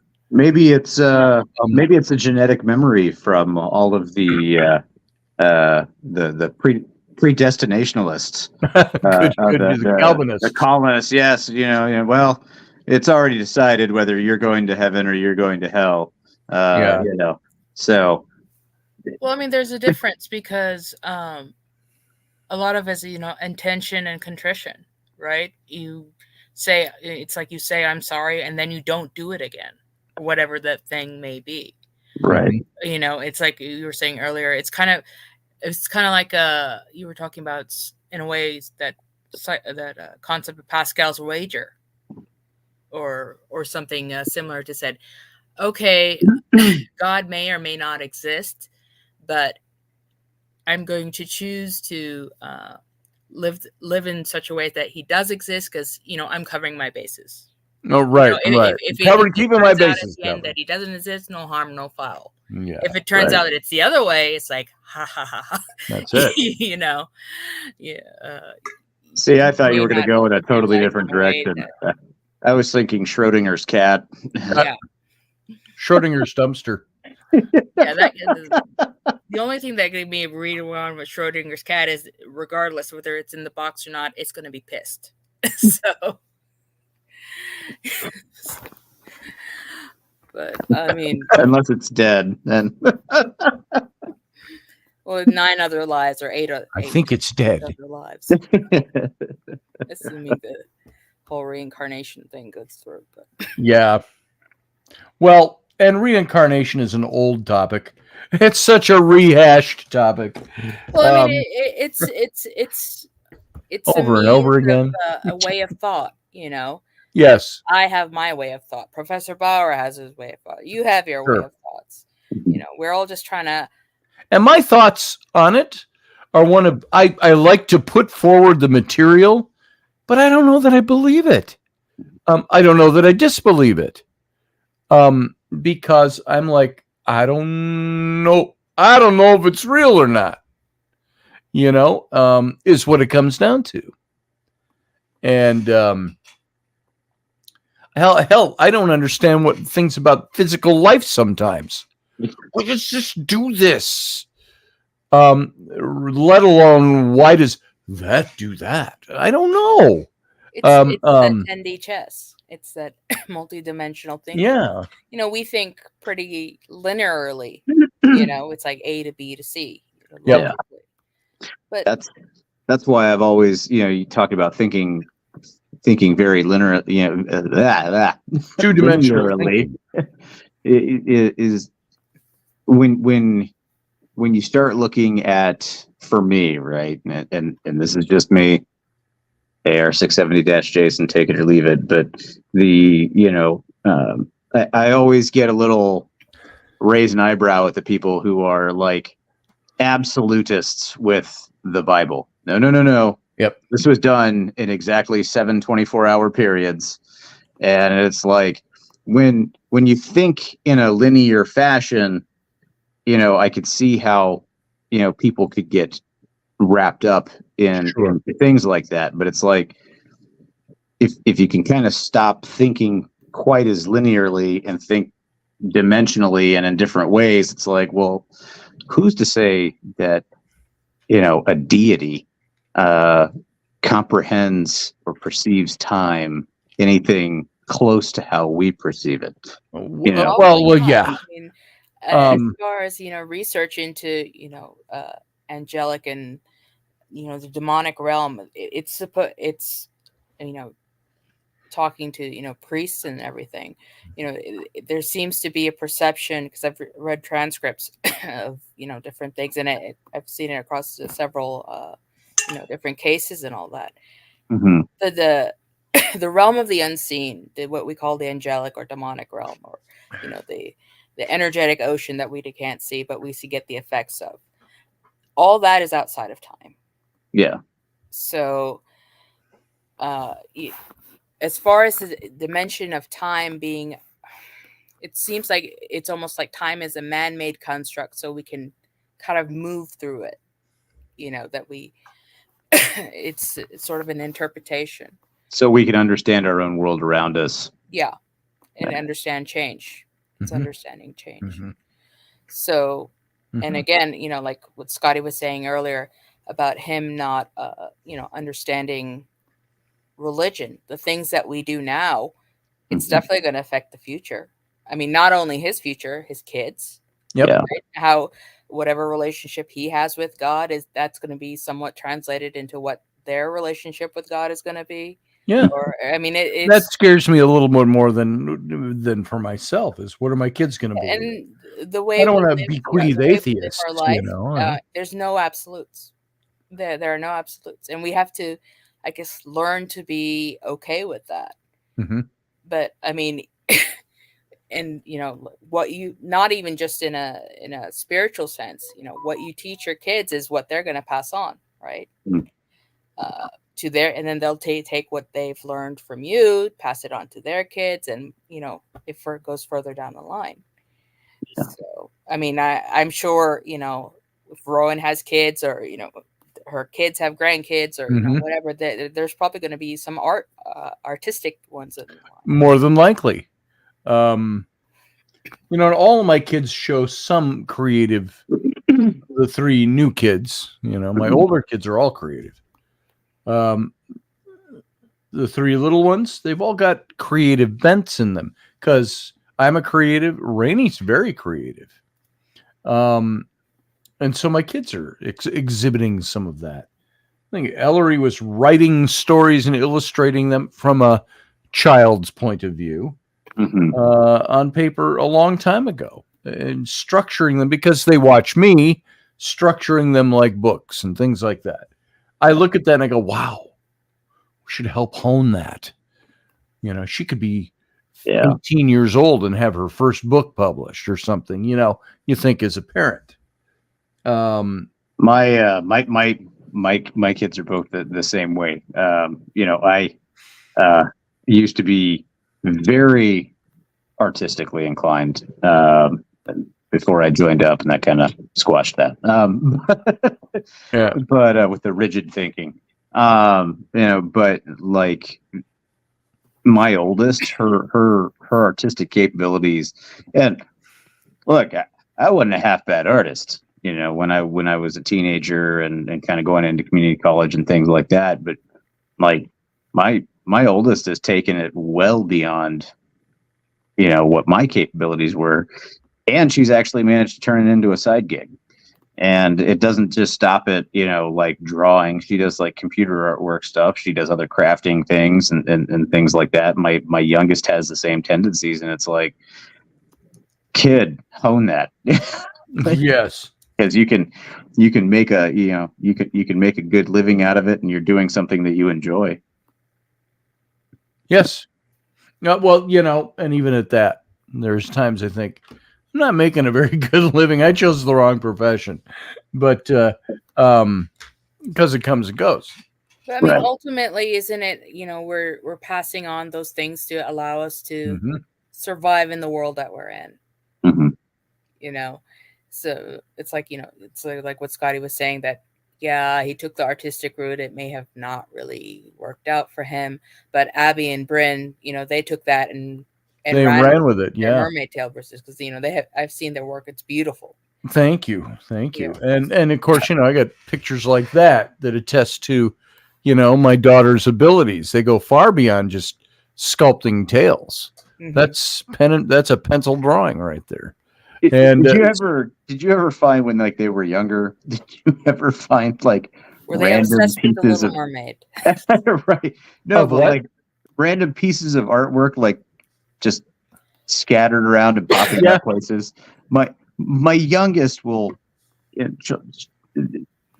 a post-it notepad and doodle a little something, and then next thing you know, I'll be going through something. I'll be like, "Where the hell did this come?"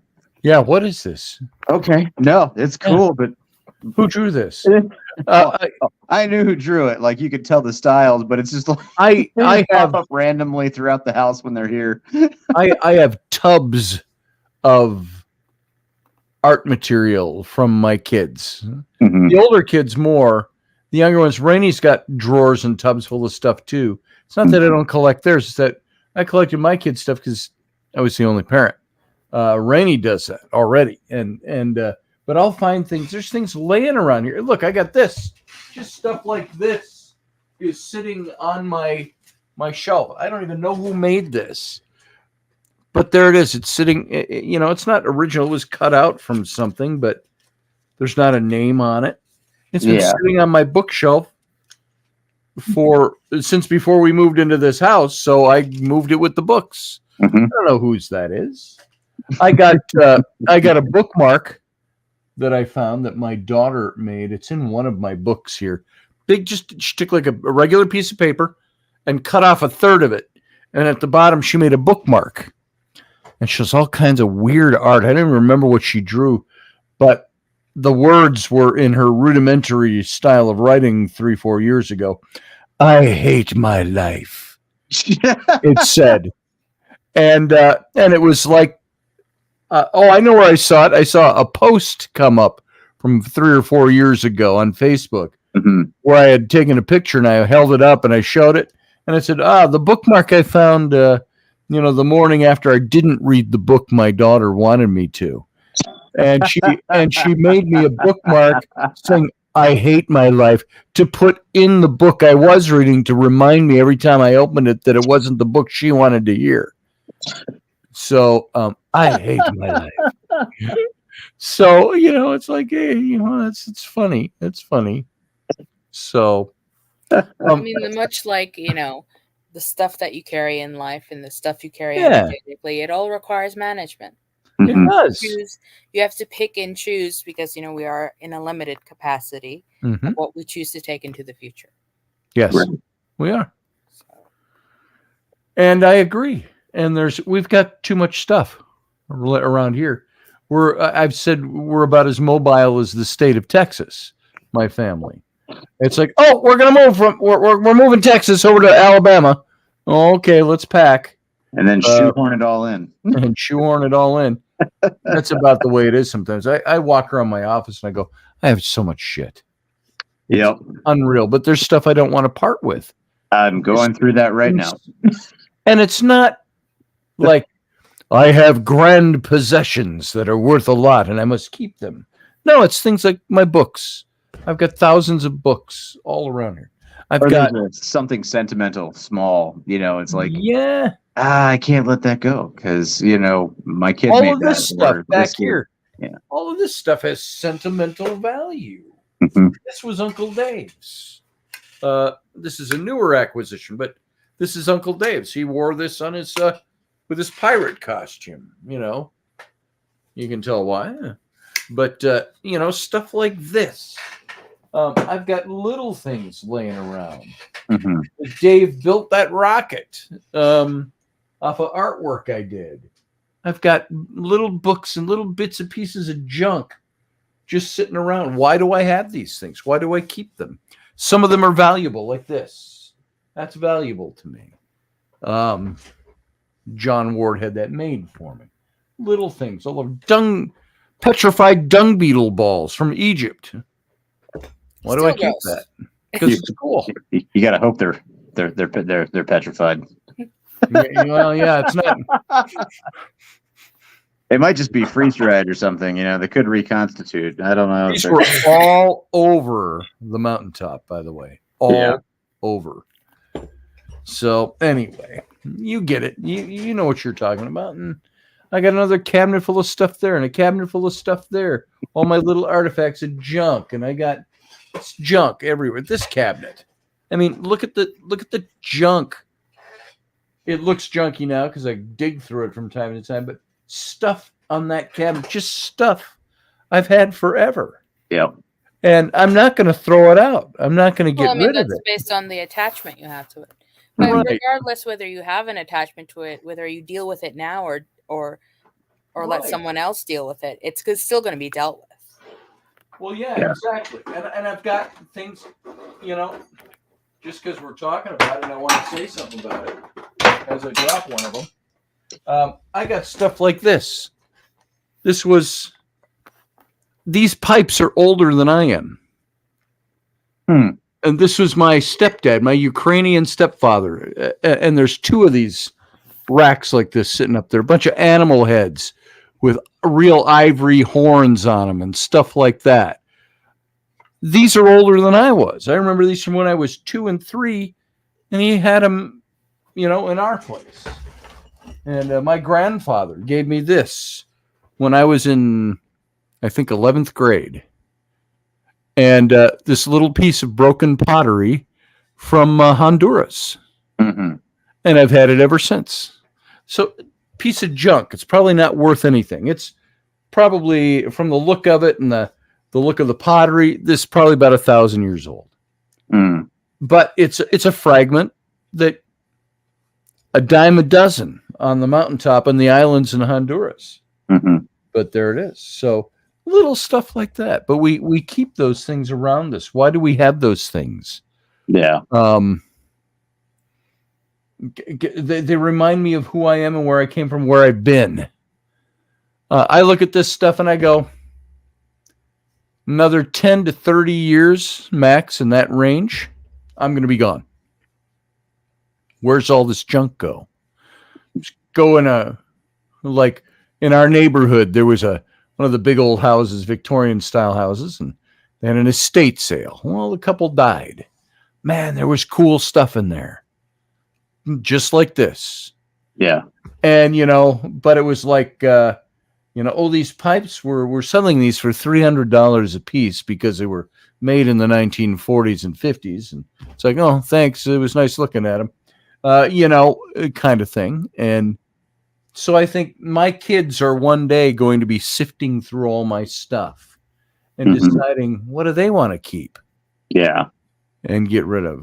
None of this has anything to do with reincarnation, but it certainly has to do with, would there be a kid that somewhere along the way in the future picks up my consciousness and remembers, I had a little piece of pottery once. The parents go, you're dreaming, kid, or whatever. Oh, where's my pipe collection, Mom? I never smoked out of any of them. Not only with your attachment to it, but the object itself has a sort of life of its own. Is that life what? After, it also has its own journey of life. Oh, yes. Yeah.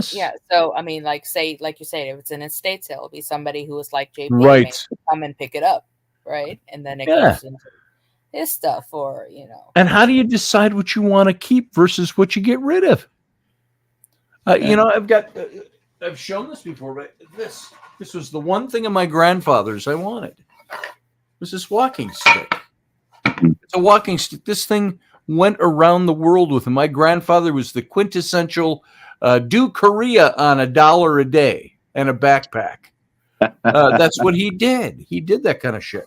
But this was his walking stick. It was made from a guy in Honduras. And you can see on it, this guy was not a fabulous artist, but carved all over this. He had his initials. I don't know. Some of this stuff, I don't know. There's a leaf, a heart. I think it's supposed to be a clover or a turtle. It's a clover or a turtle. But, so this was my grandfather's. Yeah. Oh, and it's got his initials on the top. Carved as an Oscar J. Gould, O.J. Gould. Before OJ was OJ, my grandfather existed. So, how often do you take that out and look at it? I see it every day. Mm-hmm. I've never walked with it. I could. You know, but it sits right there. That's where it's been forever, alongside my desk. But it reminds me of him every day. I see it every day. So you should keep that. Yeah. But I'm talking about the things that are in boxes that you have not touched in more than 5 years. Right. Yeah. See, but the I thing got some is, of that, but I don't want to throw some of that out either. I know that if I open that box, I'm going to find things. So I can't just throw out the box. There's going to be something buried down in the deepest recesses of that cardboard cube. Yeah. Yeah, and I do that all the time. I've got underneath the stairway over there. There's a closet, a storeroom, full of boxes and tubs. Every now and then, I'm looking for something I can't find. I know this thing exists, and you pull that out and you start digging through everything. You're looking for one thing, but you end up for 8 hours digging through 10 boxes because you're going through everything, going, "Oh, I remember that. Oh man, that's where that thing went." And then I'm like the quintessential. There's always like the stereotype of dads hanging on to things like in the garage, like a nuts and bolts bin. Yeah, because there's going to be that one time. That one time, 15 years from now, somebody's gonna be like, "Man, I need a 3/16." Whatever. There's some ad. I've got it. I saw some ad for that, something advertising something recently, where it says it was like that with the voiceover, the young guy and the dad, I think it is, and the young guy saying something like, "If I only had and it says, "Remember that thing that you saved?" And he goes, "I've got just the thing." And he goes and digs through his storeroom and finds the thing. And I can't remember what it was, but it's that moment that you've been waiting for all your life. And you're like, oh no, now I'm ready to die, I guess. Finally reach your purpose. Right. Yes. Yeah, exactly. Yeah. Exactly. I've saved the day. With the old videotapes that I have. I mean, I still have a video player, but, and it's a big bulky thing. So it's like, do I really, if I get rid of the video player, I'm going to have to get rid of all the videotapes and, Yep. VHS or Betamax. VHS. I've got a few of those. I've got films that I interviewed my grandfather once, who was World War II vet. And he's the one who is Hungarian. He comes from Hungarian Jewry, and he's not my blood relative. He's my mom's stepdad. That whole family's Jewish, that whole side of the family, and he went AWOL during World War II. He fought in Patton's Third Army and crossed as my grandfather put. My grandfather's very dramatic. He's like, and the day we crossed the bloody Danube, and so he crossed the Danube, but he went AWOL to go look to see if he could find his relatives in this little town in Hungary. And he ends up in Hungary, and of course they're all gone. They've all been deported to the work camps, the labor camps, or the death camps. And he told stories about that. But I took videotape of him. I had one of those big on the shoulder, get your family VHS recorder.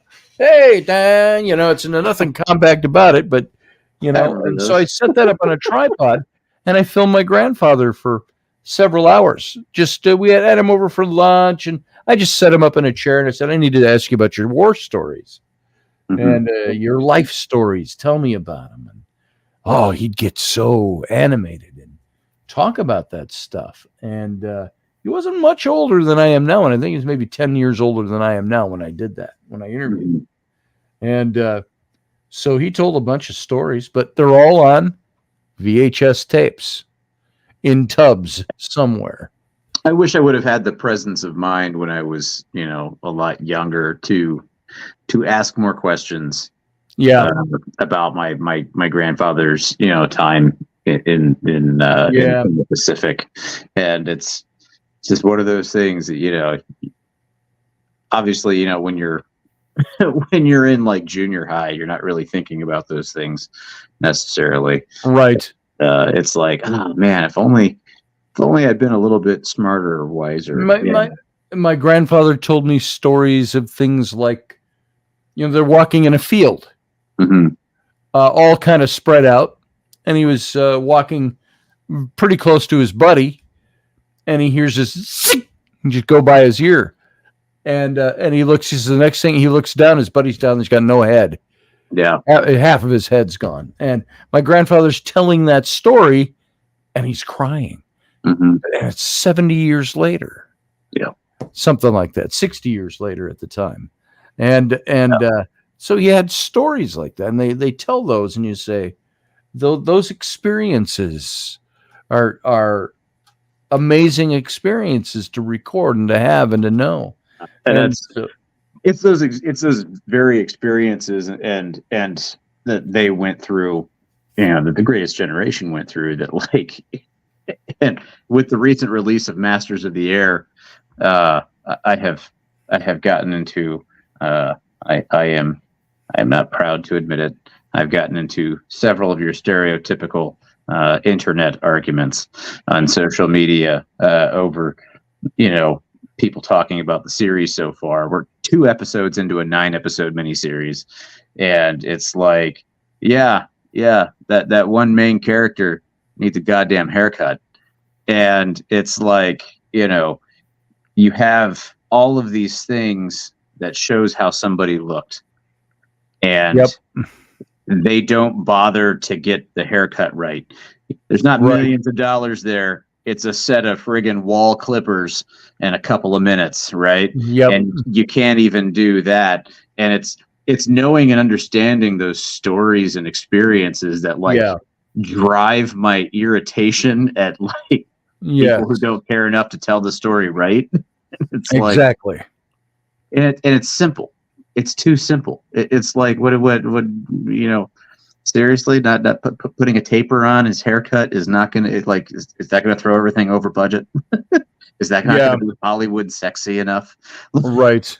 Has a hat and a headset on in an airplane half the time. Why couldn't you just do it? Right. It's knowing those things that drive me to get all. I hear you. I understand that. Somebody, by the way, on that note, very different vein, same note. The new series that's out about the World War II aviators. Yeah, Masters of the Air. Masters of the Air. Yeah. I haven't seen it yet. I bought the Apple channel subscription just so I could watch it. That's why I got it. And I haven't seen it yet. And I saw a review from somebody who has seen, they either said 2 or 3 episodes of it.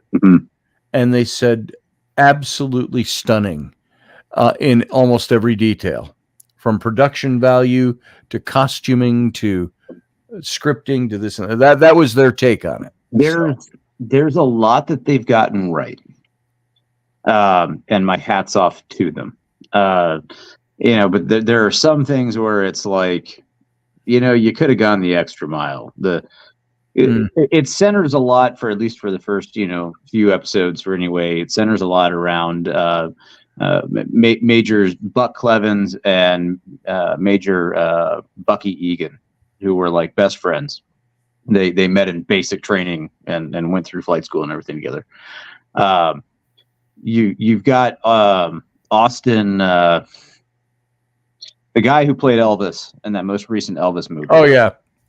He's playing Buck Clevens, and you look at photos of Buck Clevens, and it's like, dude, they look nothing alike. That's it. Nothing alike. But Buck Clevens, if you've ever seen pictures of like Pappy Boyington, he looks nothing like Robert Conrad. Right. Very, very, very stocky, full face, but still having a square jaw, dark hair that was kind of, wavy. And, Austin, who's incredibly talented and dedicated actor. He studied for 3 years to do the role of Elvis, to get everything right. And but like he's on there with like sandy dark blonde hair, right? He's like 40 pounds lighter. Right. And you look at little things like that where it's like, hey, give him a couple extra cheeseburgers each week and dye his hair a dark color, and don't give him a pompadour. It's the little things, and it's not the actor, it's the production company, it's the business side, the operations side. You got to make this appealing for XYZ. Yeah, but it's like, at the end of the day, man, like every guy that's going to watch it, it turns into the same thing of like, how many times a week do you think about the Roman Empire? Like, want an honest answer? Right. Yeah, exactly. But like, there's a lot of stuff they really got right with it. And visually, it is very impressive. That makes me happy to hear.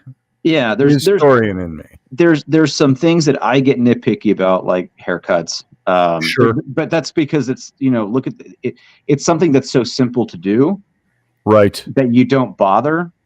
That gets kind of like it's kind of a slap in the face to me. You got guys who did more in 2 to 3 years of their lives than we will ever do in the entirety of our whole existence to change the course of history, and the world. And you can't be bothered. And it's but like the other thing that kind of got me was when they're talking on the radio internally in the aircraft. Yeah, if you've ever talked through a throat mic, they're not that great. They are. And so you hear these other guys at a different part of the aircraft, and the main guy talking, the pilot, he's like, "Hey, tail gunner, what's going on back there?" And it'll be like, "Looking pretty clear. We're doing okay." Like, it's like they turn down the volume a little bit, but like there's none of the static. There's none of the like, yeah, we're all in formation. We're gonna put that in there, man, because you need the captain, you need the pilot going, "What?" Right. Yeah, because that's what happens. Like, if you ever been in a military vehicle, they're loud, they're noisy, they're stinky, and even when you have the Vic headset on, you're still like, you still can't hear. and that's 80 years later. Yeah. And so it's like little things, and I'm sure that there's a method to the madness. Like, well, we want everybody to hear the lines, and it's like, yeah, okay, but you could add a little more crackle, hiss, and pop to that, but they did so far. They've done an overall good job with things, and visually. By the way, speaking of, and Sarah, don't feel left out at all. You're not saying much, but what was that movie that came out? Rainey and I watched it a year or two ago about some female that stowed away. It was World War II era, I want to say, on some fighter plane, like a bomber. But the movie turned on you. It was like all about some weird goblin or gremlins. They talk about gremlins. It centered around like gremlins on the aircraft, because like and these are true stories that have been told. Well, and that movie, and I know I know the exact movie that you're talking about, and I can't remember the title of it. I can't either. Oh God, there were so many things in that like me being like a military historian and like, I'm like, what? No. Wasn't there some scene where she's like trapped inside, or they lock her inside the ball turret, the belly gunner? It's just, you're just looking at things, you're just like, if you know anything about it, it's like, all right, I have to suspend disbelief, not only because of the gremlins, but for everything that is going on inside. What? The gremlins aren't real? Yeah. So it was just an interesting film, because it was. Yeah, it was fun, like adventure kind of suspense. They treated it like it was something that was serious. A serious topic. They didn't treat it like it was a horror movie or anything like that. Right. It was like all of a sudden this gremlin thing pops up out of nowhere. You're like, what the hell kind of movie is this? What am I watching? And so That reminds me of that thing in the news when they were talking about those Boeing planes and the doors flying off. yeah, It's like could be gremlins. could be gremlins. Sarah. Could be. Or there was a female gremlin. Fifinella was her name. Citronella. Fifinella. Fifinella. Such Fifinella. Yeah. Okay. Yeah, and they have a whole cartoon with her and things like Sure. that. Yeah, it was. There was actually a couple of different aircraft actually had her painted as the nose art. It's just this little female cartoon gremlin. Aviator cap on, stuff like that. Yeah. Wow. Yeah. Well. This conversation's gone in some directions. It has. Well, face it, we're also at the end of the show. So right. Yeah. I'm winding down. So if you aren't, I am. So it's the end of my day. I already took anticipating the end of the show, I already took a trazodone to help with my sleep tonight about a half an hour ago. So I think that's probably already aiding my brain in checking out. Right. So, but anyway, but I've been here. I get it. I've enjoyed the conversation. I've been on top of it, and I have not faded yet. But it is time to go. Yeah. As stimulating as this is, Sarah. Yes, sir. Oh, okay. You're still there. Yeah. So yeah, I'm gonna have this. We're gonna check out now. We're gonna make it a night. All right. Thanks, guys. So, Sarah, thank you for being here. I appreciate it. I appreciate you. I think we all appreciate you as well, Scott. I think I wanted to make sure she heard that. I wasn't sure. Okay. Good. All right. And you too, brother. I appreciate you. And I'm glad you're here. Thank you for your input. We should do this. We should do this more often. I'd be down for that. All right. Talk to you soon. You have a good night, brother. All right. Later. All right. And everybody else, thank you for being here. Thanks for sticking around. Those of you who stuck around with the Captain's Cabin for an hour and what is it now? About an hour and 19 minutes since we signed off of the show. I want to thank you for being here and giving me your time and being part of it all. And there it is. We'll do this again on Wednesday. Tomorrow, Robertson, Wendy Robertson and me, we will be on in the afternoon, 4 p.m. Central, 5 p.m. Eastern. And other than that, I'm out of here. I hope you all have a good night, and we'll see you next time. Live long and prosper.